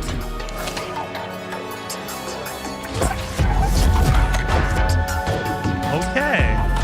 This is unique. So Double Fine, they made Psychonauts. So that's why their art style is very unique and very cool. They made Brutal Legend as well. So this looks very puzzly, like platformy. The lighthouse. Oh, Keeper. Coming October 17th. Oh my. They are announcing games and launching them like within the same 6-month period. How is that possible, Xbox? Games like Psychonauts 2 showed how Double Fine excels at creating unique and innovative experiences, and Keeper is no exception. Looking ahead, next year marks 25 years of Xbox. Okay. It's a big milestone for the platform and franchises that you helped build and make popular. We couldn't have done this without everyone who's been with us on this journey. As we think about bringing a new generation of players to these iconic franchises, I'm excited to share that players will get to celebrate 25 years of Xbox with a new Fable, the next Forza, Gears of War E-Day, and the return of a classic that's been with us since the beginning. Today, Halo. You've seen an incredible range of games from creators across the globe. Creators like In Exile, reaching for new heights with Clockwork Revolution. That looks good. Sluggerfly, making Team Meat's modern classic platformer into 3D. Yeah. Square Enix, bringing more of the critically acclaimed Final Fantasy franchise to our players. And Team Ninja, returning to the beloved series they debuted on Xbox. You've also seen the next Xbox hardware release, our Xbox Ally handheld, which lets you bring your Xbox experience and your library with you anywhere. Is he going to announce the new Xbox? I hope you enjoyed the breadth and depth of the games, updates, and experiences that are coming to Xbox from our partners and our own creative teams. We're seeing more players on our platform and in our games than ever, thanks to all of you. We're proud of the creativity that Obsidian is delivering this year. Immediately after Showcase, our Direct begins, where you'll go inside the studio for an extended look at The Outer Worlds 2 and Grounded 2. But first, thanks for joining us today. But before we get into the Direct, we have a final world premiere. Enjoy. It's going to be Halo. It has to be Halo, right? World premiere. It's Halo or it's Perfect Dark. They were there from the beginning. I see a butterfly. Is that Fable? Nope, it's Halo. Welcome to the Guild. We have been expecting you. Please, Perfect Dark. follow me. What is this? You already know us as a global tech leader. Our software, our systems, combined with our skilled team, is designed to save lives. Perfect. Your years of service have shown you the importance of our work. Here, you'll witness the global scope of that mission in Not action. Perfect Dark. What is this? Let me introduce you to our esteemed visionary. Could it be Heroes? For too long, we have been bound by outdated systems, accepting limitations instead of redefining them. The Guild is safeguarding tomorrow, now. We are pioneering the future of protection worldwide. Our advancements are designed to elevate everyday life, reshaping the future of technology on a global scale. What the hell? Don't touch it, dude. What are you doing? I'm Emma Kagan, CEO of the Guild.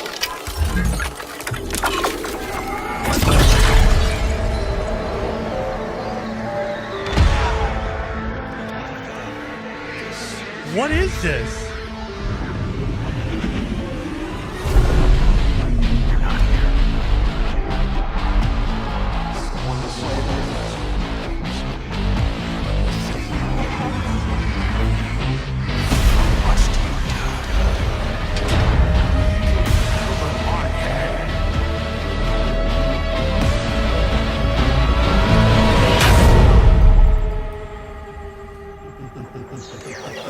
Is this Ghostwire Tokyo? That's the only thing I can think of. Or is this Evil Within?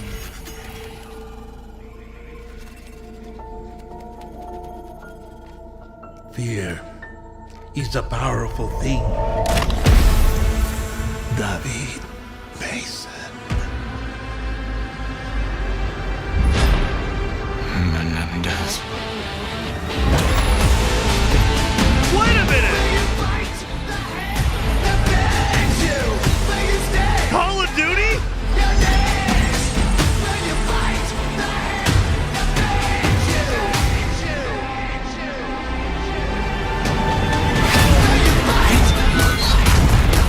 So we're doing future warfare. Okay. What was it? Was it Call of Duty Infinite Warfare that was in the future? So we're going, Black Ops is going into the future. Oh my God, okay. No idea. I was like, what the hell is this? Black Ops, they announced Black Ops, all right. All right, now it is on to the Outer Worlds 2 deep dive. And Grounded.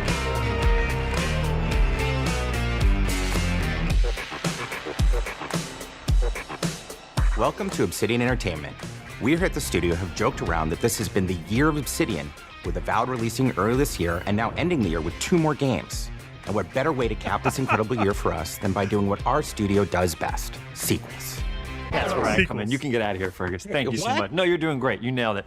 The sequel is the lifeblood of every great franchise. Think about it.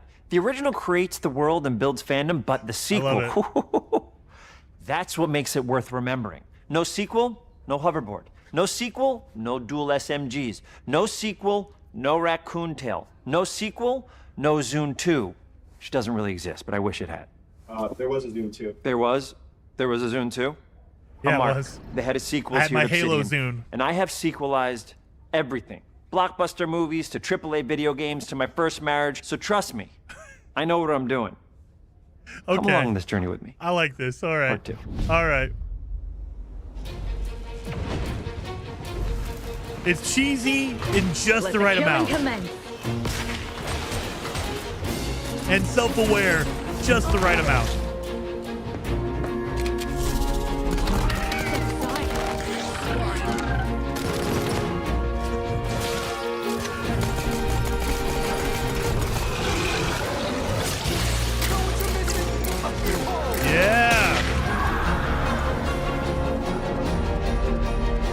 The Outer Worlds 2 is a sequel to The Outer Worlds 1. It's a continuation of the themes of robber barons in space and how people are controlled by the stories they're told by the people who have power over them. This time we're able to go a lot deeper because we have more time and money, which is a great thing, and we're able to make it a much more true Obsidian reactive RPG than we were the first time around. Hopefully. So we're going deeper and more complex with everything for this sequel. Deeper story, lore, RPG interactions, reactivity, all the things we've been known for as a company. It's really a complete realization of everything people want from an Obsidian game. Surprisingly, this is the first time in over 25 years that I've had the chance to do a full sequel for a world that I helped co-create. It's really just a fantastic opportunity to explore and expand the universe in interesting ways, and to go even further with the themes of how people are affected by living in a dystopian corporate reality. You can shoot your way through it, you can talk your way through it, you can sneak your way through it. And so no matter what kind of play style that you like, this is just an awesome franchise and an awesome game to jump into, even if it's your first one. The first Outer Worlds was a great base to start from, as it has all the elements of a great Obsidian RPG.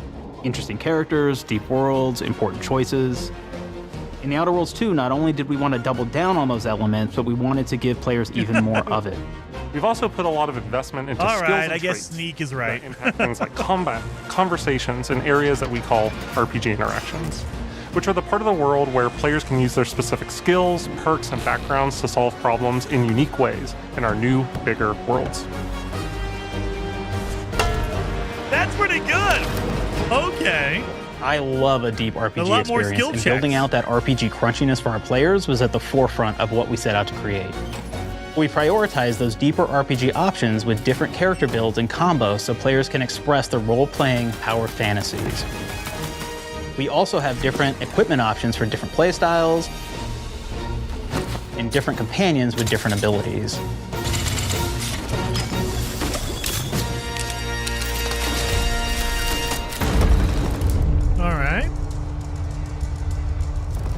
In the first Outer Worlds, you start off as the Stranger, which was basically a blank slate to build on top of with various attribute points that would begin to define your personal experience in the game. You can make any kind of character you want, but we've given you a role. That role is an Earth Directorate agent. You can think of them as kind of like space cowboys or space sky marshals. They're the good guys that go into places and kind of fix everything that's wrong. You're gonna be one of those. But we don't tell you why you joined the Earth Directorate. There could have been a lot of different reasons, right? It could have been because you're an actual lawbringer and you want to go in there and spread law throughout the galaxy. It could be that you're a roustabout and you just had nothing better to do. After you pick your background, one of the really important choices you have next is choosing your traits. While we had attributes in the first Outer Worlds, we've leaned into traits for the Outer Worlds too, which are these big changes to your character depending on which ones you pick. So it could be something like Brilliant, where you can tag extra skills and you start getting extra skill points. And that's obviously really great if that's how you want to build your character. You can also go and do something like Lucky, where you get extra critical chance, and you also get a lot of really cool options throughout the game as well. Of course, we brought back Dumb, so players love the Dumb option. Tell me, do you believe in signs? I love that! Have a dumb option. Quite what I meant, but I like your contempt for boundaries. I could put your adventurous spirit to good use. We got to do a dumb you get run. Lots of really cool, fun conversation options in the game, but we took that even further. And again, there's lots of elements in the game where you can be dumb and use that for something. Could be something as simple as banging on a machine to get it to work. That's awesome! It will work in your favor. After you've invested in some of your traits, your next choices are going to be choosing your skills. The skills themselves basically allow you to build on your playstyle and what your character is doing in the game. That will be everything from playing stealthily to speccing for an explosive specialty.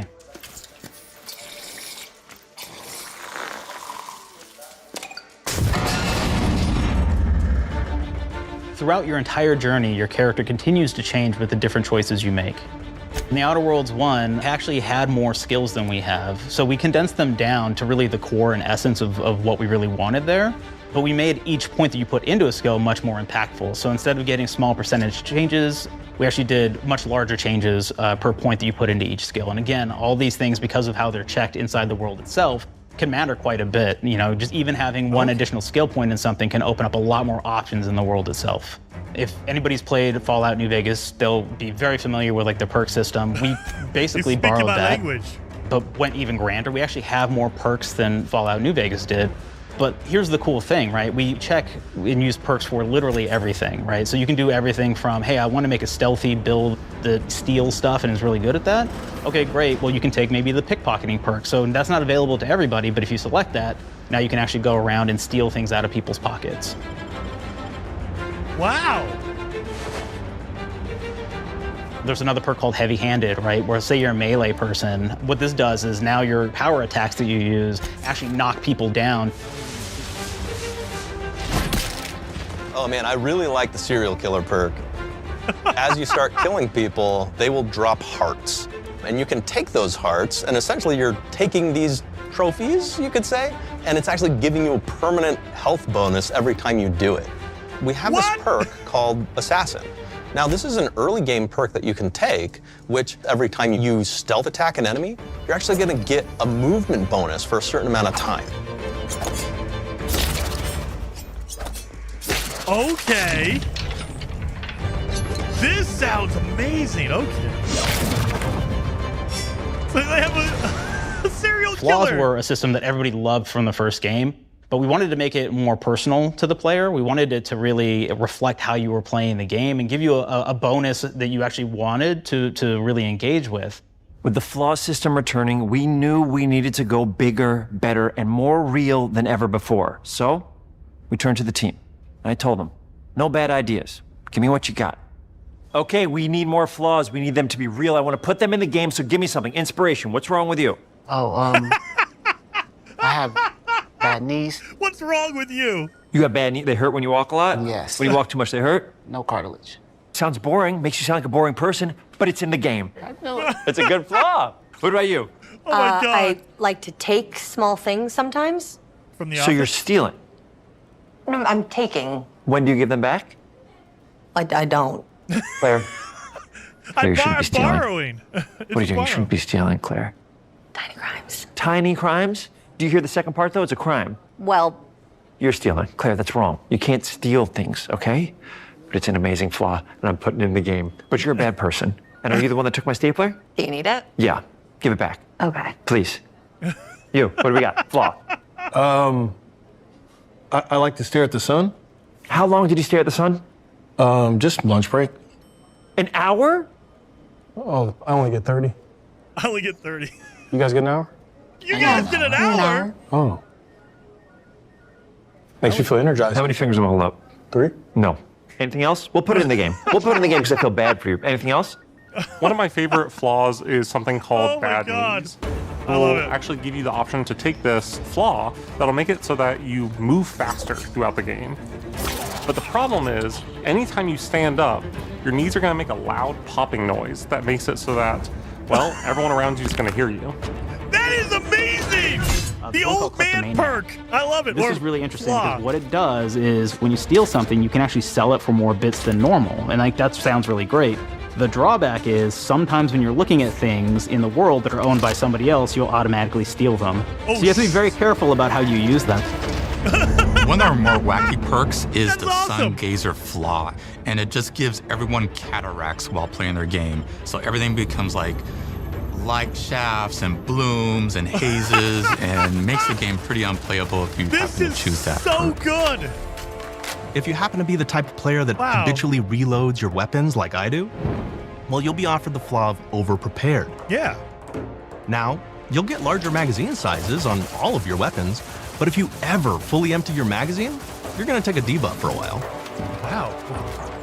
While we support options like being a gunslinger who wants to key into destructive weapons, or a rogue who wants to alpha strike their enemies before they know what hit them, we also allow for a lot of fun and experimental builds. You can be a mad scientist who utilizes gadgets and wacky science weapons and armors, or even a psychopath who gains permanent bonuses to health by murdering their friends. By stealing their Nothing heart. shows the impact of these character build options better than, in my opinion, the bridge area, which has a quest you get early on in Paradise Island. I want to play some Outer Worlds now. God. This looks so good. Not only do you kind of encounter this very early, and it's a very core one to the story, but it really expresses our philosophy of allowing the player to solve problems in a bunch of ways. So you may solve it by, speech options. You may talk to them and maybe have to go do a quest for them and really kind of prove that you're a friend of the Protectorate to get by. I may have need of your help, stranger, if you are ready to seize an opportunity to show fealty to the Protectorate. Okay. You could go guns blazing and you could just take everyone out inside the POI, lower the bridge itself, and kind of get across.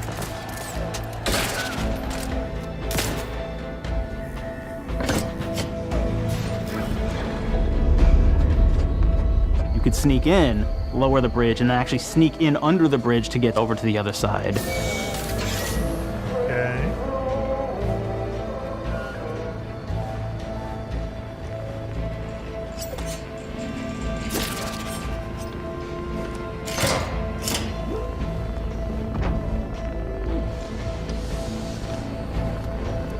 You can bypass the bridge entirely if you found like certain gadgets, like the shield gadget that protects you from poison gas as you go across, or the double jump boots, which kind of allow you to jump across the chasm and get across that way. There's even a really kind of messed up way, right? Which is players can actually sacrifice one of their companions. Their companion who they just found is part of. We're no different than the Breeze if we start tossing our own to the rats. I sure as law ain't gonna follow someone who can't see the wrong in it. I must admit, I'm surprised we could come to an understanding. But I thank you for your loyalty, stranger. As promised, you shall have clearance to cross this bridge. Just sacrifice him. Wow. It's such a fun quest, but again, it really showcases that we want you to be able to solve this in whatever way you want to. When you build your character your way, we're there for you. We really want you to have the experience that you want to have out of this. Yeah. From the very beginning of our discussions about the Outer Worlds, we really knew we wanted every game to take place in a different colony. This lets us expand on all aspects of the universe. Every colony can be its own thing with its own flavor, and we can center them around anything we want. Any ideas or setting we're interested in. Arcadia is an isolated colony with abundant resources, and it's run by an authoritarian faction called the Protectorate. Their dictatorship is thematically based around the question of how much freedom people will give up for security and luxury. For Protectorate subjects, unfortunately, that answer is everything. All of it. The Protectorate is also incredibly wealthy because it was founded by the inventor of the skip drives, which are the Outer World's faster-than-light engines. But those skip drives are starting to cause rifts in space-time, which are cutting off all the other colonies on Earth from being able to trade with each other. The Order of the Ascendant is an offshoot of the Order of Scientific Inquiry from the original game, and like them are a science-based religion with the same goal of solving the universal equation, which will allow them to predict and alter the future to the benefit of all mankind.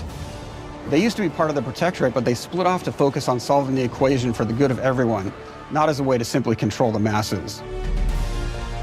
The player's been sent to Arcadia as an Earth Directorate agent to find out how the skip drives are causing the rifts and what can be done to stop them. Each of the factions have their own solutions to the rift problem and their own goals. The Protectorate wants to close them to protect their legacy as the inventor of the drives and their wealth.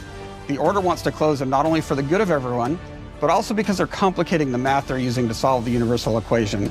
And Antes just wants to be able to open and close them at will to control all the trade routes between the colonies.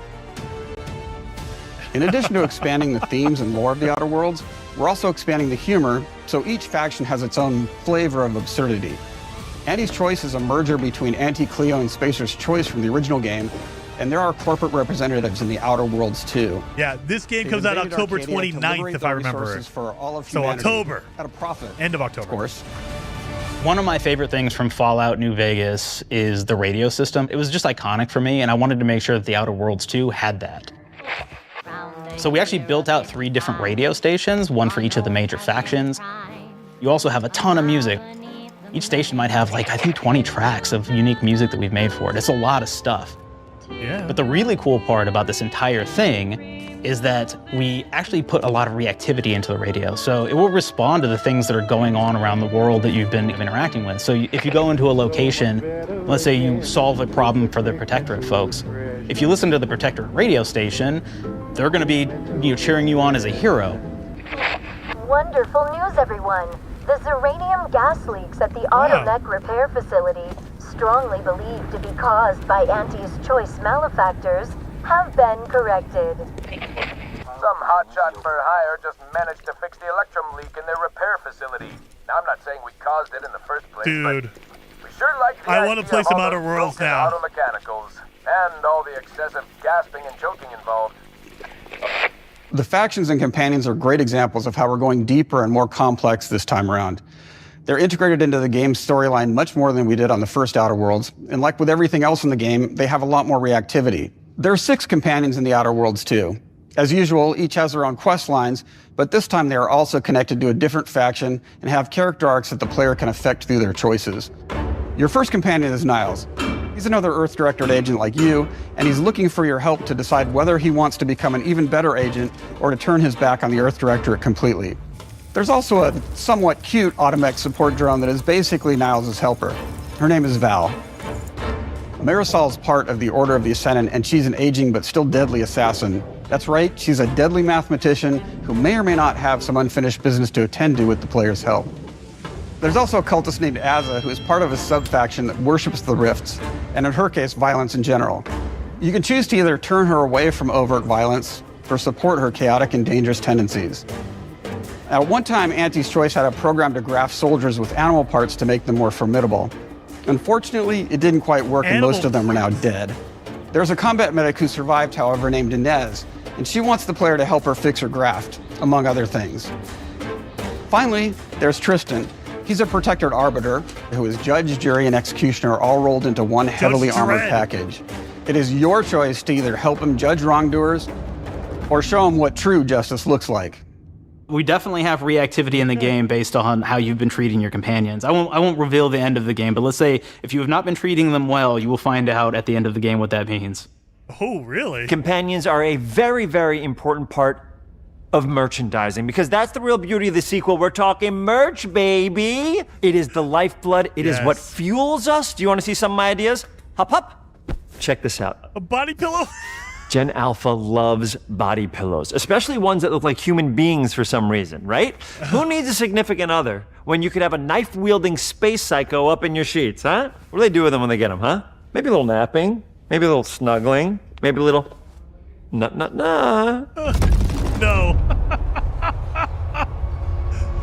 The visuals of the first Outer Worlds depicted a frontier colony in space. The Outer Worlds 2 is driven by an invasion of the Arcadia colony system by Anti's Choice, which shifts the visuals to be more reminiscent of a World War I-like setting in space. That evolution is seen across all aspects of the game, starting with the factions. How do you militarize everything, including extreme capitalists or math-crazed scientists? In a World War I setting, war comes with propaganda. The Sovereign uses it to maintain control, Anti's Choice uses it to help their bottom line, the Order just wants to show how it exists within the grand plan. We want players to feel like Arcadia is a living, breathing place scarred by a long-standing war. Fairfield, one of the first towns you encounter, was once under Protectorate control, but has recently been taken over by Anti's Choice. They don't just occupy the town, they rebrand it with their signature style, repainting buildings, posting guards, and adding propaganda-based holograms featuring Anti and the Moon Man. Showing the towns evolving after the invasion helps us push immersion for our players. One of our priorities in visually realizing the world of the Outer Worlds 2 was making sure everything is clear and recognizable from the player standpoint. We want to make sure each faction has a particular look and design. So when the player is running across these vast, different environments and landscapes, they're recognizing the motifs and visuals of who they're talking to, what they're going to be talking about, and how that progresses throughout the story. The first Outer Worlds was really about player interfacing with corporations. And while we have that in the Outer Worlds 2, we really want to express not just the corporations, but how the player interacts with other facets of the world, like government entities or religious structures. And then we elaborate on those. With larger environments, we wanted to encourage exploration by improving player mobility across the board. Now you can run, slide, double jump, mantle, and parkour your way through all of the nooks and crannies of these worlds. It really allows the player to just explore and have fun finding really cool stuff. Weapons and gunplay. We've aimed to make everything in the Outer Worlds 2 better from top to bottom. The RPG elements were the start, but that's touched our story, our art, and especially our gameplay.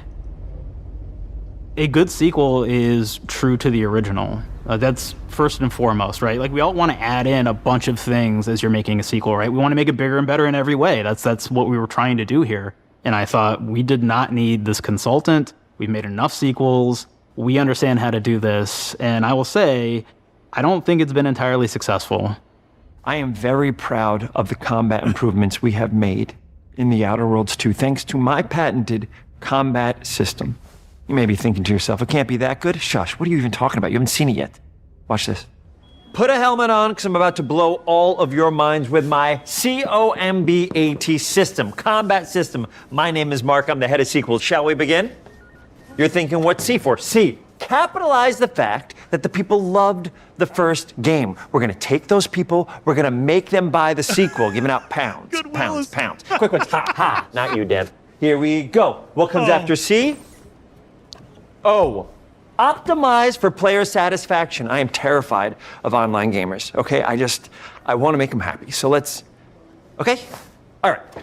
Mobilize the players so they're ready for that sweet pre-order. Clap with me. Sweet. If you don't have rhythm, Brandon, just say it. Sweet pre-order. Everybody has a different rhythm, and it's blowing mine. And here we go. B, burglarize. What is this? It's basically just finding new ways to loot dead bodies. You know what I mean? Right, Otis? Okay, well, it's a big part of the game. A, you gotta agonize about how many people are gonna be angry that we have just put so much combat into this thing and almost no romance at all. We should look at ourselves. What is wrong with us? Huh? We can't have one love story in this? How many people have been in love? Raise your hands. Raise your hand if you're in love. Okay, are you lying? I have a wife. Put your hand down. Put your hand down. Trois. In French, that means two. Sequel. I think that means 3. Okay, you're getting ahead of yourself. Come on, Claire. We're on 2. And how do we end it? Anything is possible. And we've established that we're the best there is, and there's no sequel better than us. And if I could just say one more thing. Thank you very much. I know I've kind of changed the world of video games today. For The Outer Worlds 2, we wanted to improve gunplay in every way. We focused on improving the feel of each weapon, the way a weapon snaps into ADS, the way recoil feels when firing, and how impactful our sound effects really sell the weapon's fantasy, to things like how a unique reload animation can add a lot of character to each weapon. We've increased the variety of weapons by including new weapon types, but also through a host of fun and unique weaponry. We have things like the Bourse Blaster that fires out tumors that can explode like grenades, or can even be eaten by the player for additional health. What the hell? We have a weapon called Rookie's Reward that will actually level up the more you use it throughout the game. And every time it levels up, it's got fun fanfare where it's like shooting out confetti and it's got a fun little setup. We have a really fun weapon called the Pop-Up Gun. It fires out ad drones that will distract your enemies with corporate ads, slogans, and jingles. While your enemies are distracted, you can focus fire on them or explode these drones for additional damage. New to The Outer Worlds 2 are throwables. So you can use frag grenades to flush out enemies, smoke grenades to camouflage and escape, distraction devices to bait enemies into a stealth attack. Okay. And even science grenades that will levitate enemies, allowing you to fire upon them while they float helplessly. Wow. And of course, science weapons are back. We have returning favorites, like the Shrink Ray. This time it's been upgraded so you can shrink your enemy down to the size of a sprat and run over them, exploding them into bits. The Shrink Ray, that was probably my favorite one from the first game, so we brought it into the second game, but we improved it though. So instead of shrinking your enemies for a short period of time and having them re-expand, this time they stay shrunk, and we actually added in the ability to step on them and kind of squish them and kick them, because we knew that that was the player fantasy. We knew that's what everybody wanted to do. They wanted to step on the enemies, they wanted to kick them, so we made sure to double down on that stuff. In addition to things like our returning favorites, we also have some really fun and unique new science weapons. One of them is called the Armageddon. This one's really cool because it actually shoots out these masses that are like these little arms that will stick to people or cover or all kinds of different things, and they will continue to just hit them until they get destroyed. What the hell? And we have another one that's just super cool called the Spectrum Dance Saber. This is a melee weapon that actually lets you attack to a musical beat. And if you continue to do that, you'll actually get additional bonuses each hit you do. One of my personal favorite weapons is called the Big Bang. It's just a big freaking gun that uses material harvested from rifts to shoot out a giant ball of energy, vaporizing everything in its path. Now, ammo's extremely rare for this weapon, but you can use it in just the right situation to devastating effects. Holy crap. Like another great one is Gary. If you wear Gary, he will lash out at your opponents as you're walking through combat. So we even have science armors, and we've really kind of shown off what we thought was really great for the player from a science perspective. We're all about letting people play the game their way. There are some players who prefer to be immersed in a first-person view, taking in all of the details. But there are others who really prefer to take the world in from a third-person perspective. Why not allow both?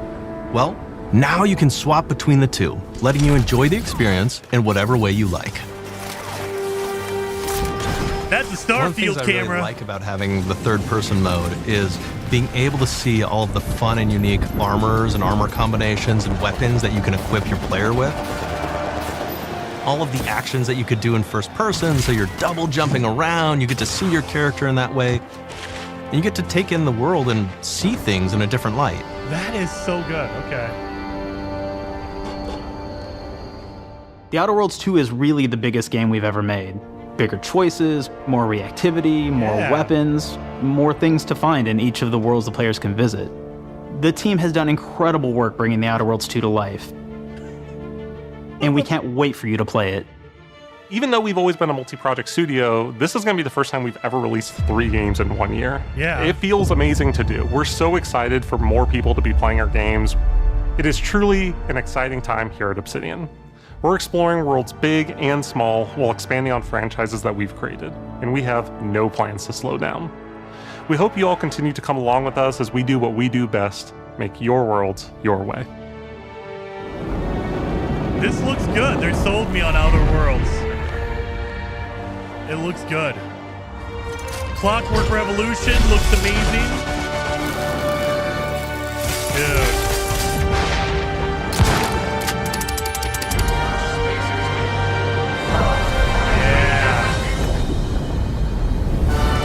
Can't wait.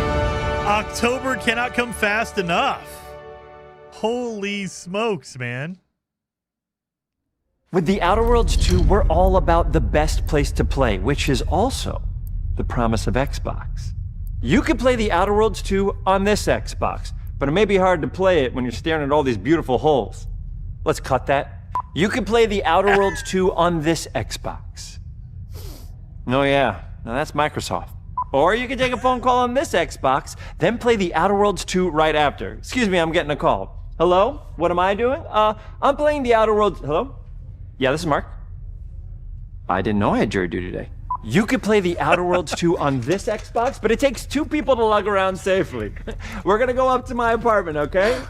And this is an Xbox you actually wear that also plays The Outer Worlds 2. What do you think, Claire? This is amazing. Are you playing? I think so. Fantastic. So now this is actually not an Xbox, so you cannot play The Outer Worlds 2 on it. Can't play anything on this. I guess Bread. You ever play Bread where you take it out of one slot, put it in the other? I don't have friends. If you pre-order the premium edition now, you'll get early access, which is like a prequel to the sequel, or is launch the sequel to the pre-order, or like, why are any of us alive at any time? It doesn't matter. Either way, my job here is done. All right, pre-order. It's time for the Grounded early. 2 portion of the Direct, which is sort of like the sequel to the Outer Worlds 2 portion of the Direct, which I absolutely just hit a home run with. You know, it's really nice to see my influence go on to other games. Take it away, team. Yes. Oh, boy. And big Here it exit. comes. Here comes Grounded. There we go. Grounded 2. So, I assume it's full release, not early access. But I don't know. We're so proud of Grounded. What started as a small passion project to make a quirky game where you're shrunk down to the size of an ant, trying to survive in a backyard, grew into something way bigger than we ever imagined. Over 25 million of you jumped in, explored, built, crafted, and fought off giant bugs together. Y'all helped make the entire experience very special to us.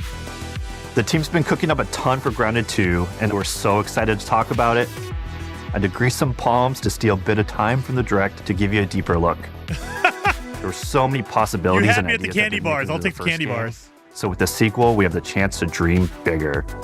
To achieve those dreams, we partnered with the amazing folks at Eidos Montreal.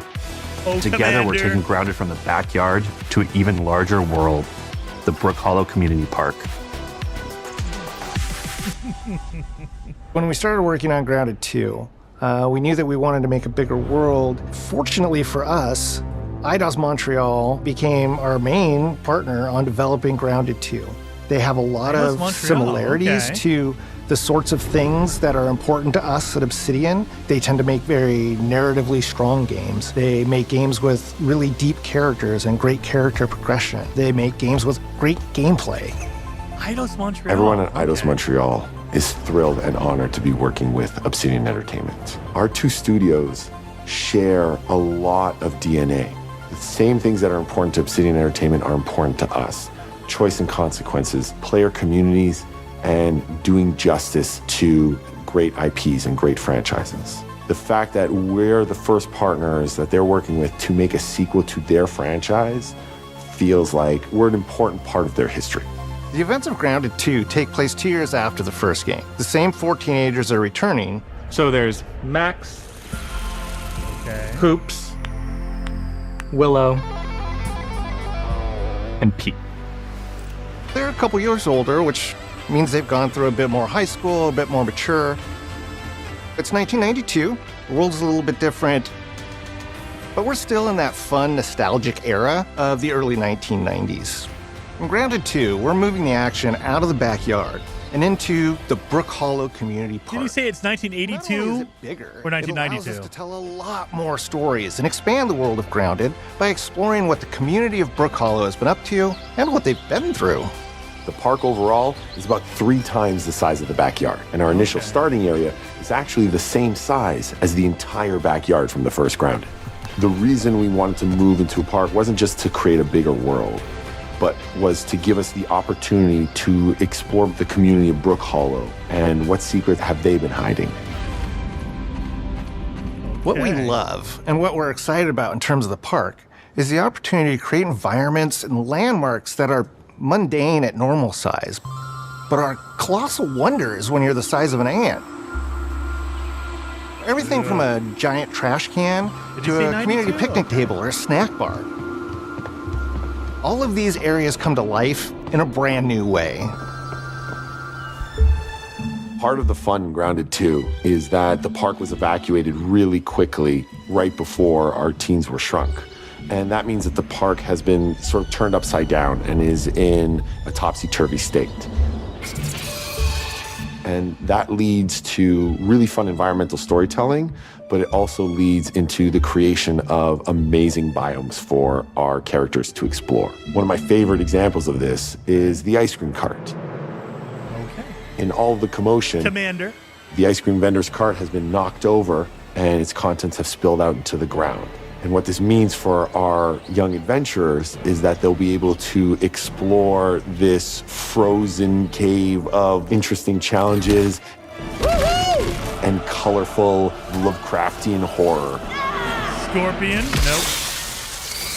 We have one anthill that's actually somebody decided to bury a bunch of toxic stuff in the park. And so there's all these toxic chemicals under the ground. The environment looks very cool and very spooky with all of these sort of chemical pools. And of course, nothing can live down there except for one type of insect, the cockroach. The roach, oh. We are oftentimes reinventing environments. And in future updates, you're gonna see a ton of new stuff. You do a lot of fighting against insects of all shapes and sizes. We didn't just want it to look better, we also knew we wanted to add a new layer of strategy. The changes that we've made aren't limited to tuning animations or adjusting attack or defense numbers or making characters or insects move faster or slower. But we did all that too, but there's also an entire sort of rock, paper, scissors strategy involving light attacks, heavy attacks, and blocking. We've also added dashing as a new way to both get out of danger quickly or jump in for a quick attack. And almost all the insects in the game will have these abilities now too. Sort of like a chess match, but one that's super frenetic, looks super cool, and is ultimately just a ton of fun. We're leaning into clear play styles for tanky warriors, low I'm defense, not liking high the damage spiders at rogues, all. No. effect-wielding mages, and ranged hunters. In the first Grounded, we have mutations, and there were weapons and armors that favored different playstyles. In Grounded 2, not only will there be passive mutations, but there will also be active mutations.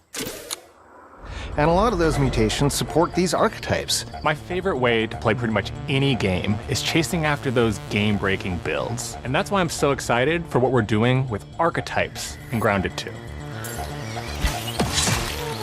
I'm all in on the rogue. Now, you can even dual-wield daggers. I've been dialing in this glass cannon build that stacks ambush, assassin, and cardiofan mutations with the wolfbane daggers and the wolf spider armor. It lets me open up combat with massive backstab damage that also inflicts venom. Then, I can use the extra stamina to reposition and try to dodge, rinse, and repeat. It's high risk, high reward, and absolute chaos in all the best way. I'm looking forward to seeing what wild combos the community comes up with and what they inevitably break once they get their hands on the archetype system. It's going to be awesome watching it evolve with player feedback and watching us try to keep up with all of your game-breaking builds. One of the great things about Grounded is the variety of players it attracts, from builders to crafters and everything in between. If you've ever watched me on Casually Grounded livestream, you'd know that I'm neither. I am a murderer of insects. Personally, I prefer the term harvester. I love going out, hitting things, and bringing the materials like insect body parts back to my friends to use. This way, we keep progressing and playing together. So she's the collector. We're also trying to make sure that armor and equipment are easily understood by the player, especially when they're playing co-op with their friends. It was really, really important for us to deliver on all of that for the bigger space and experience, because that was the only way we could truly support the feature the community has been asking for since the very first Grounded release. Mounts. Yeah.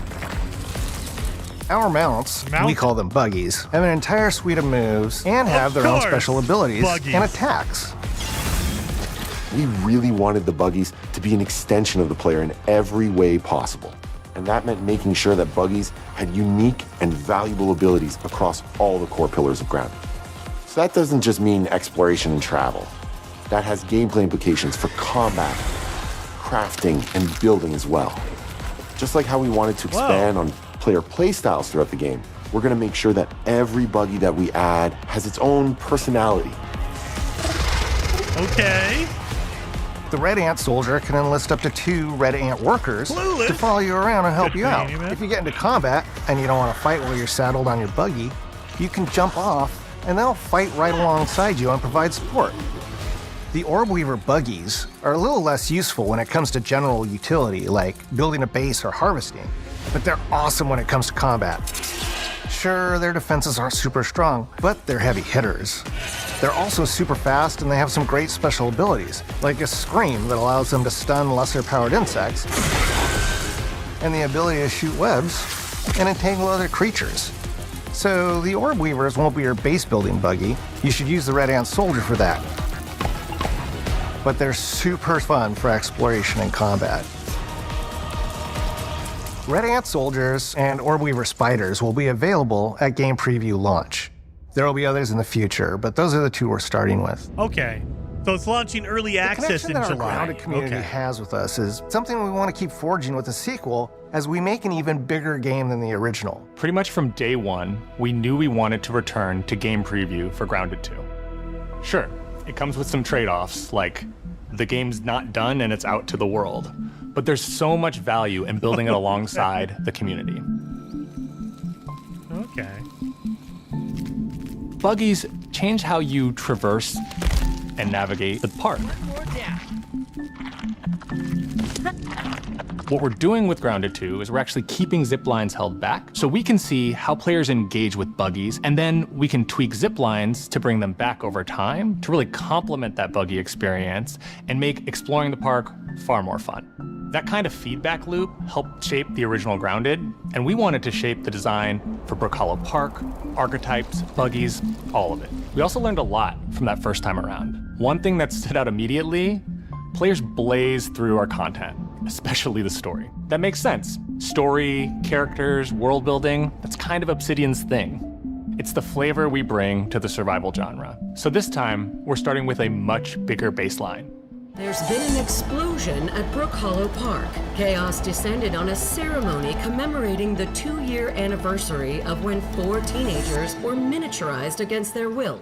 One of our favorite parts of the first game was watching the community uncover clues and spin up theories. This time around, we're leaning even more into that, and we'll be keeping a close eye on what our players discover and how they interpret it.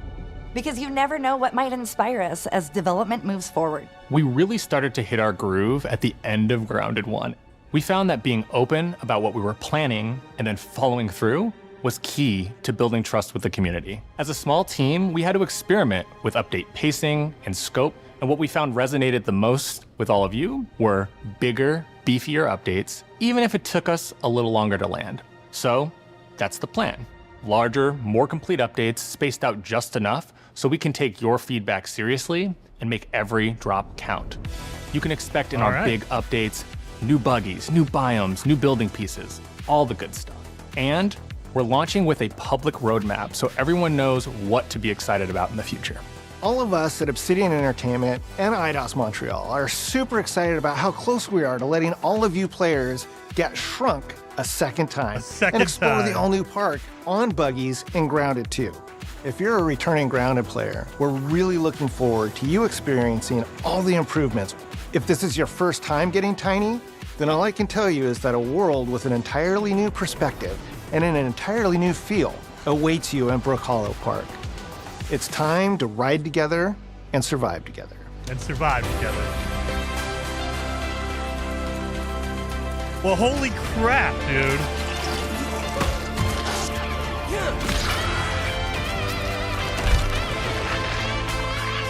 This was a showcase. Xbox did it. Holy moly. Xbox, this showcase was very, very good. Obsidian, dude, they are kicking butt. October 29th and July 29th. Yes. And I think this is the end. Yeah, this is the highlight reel.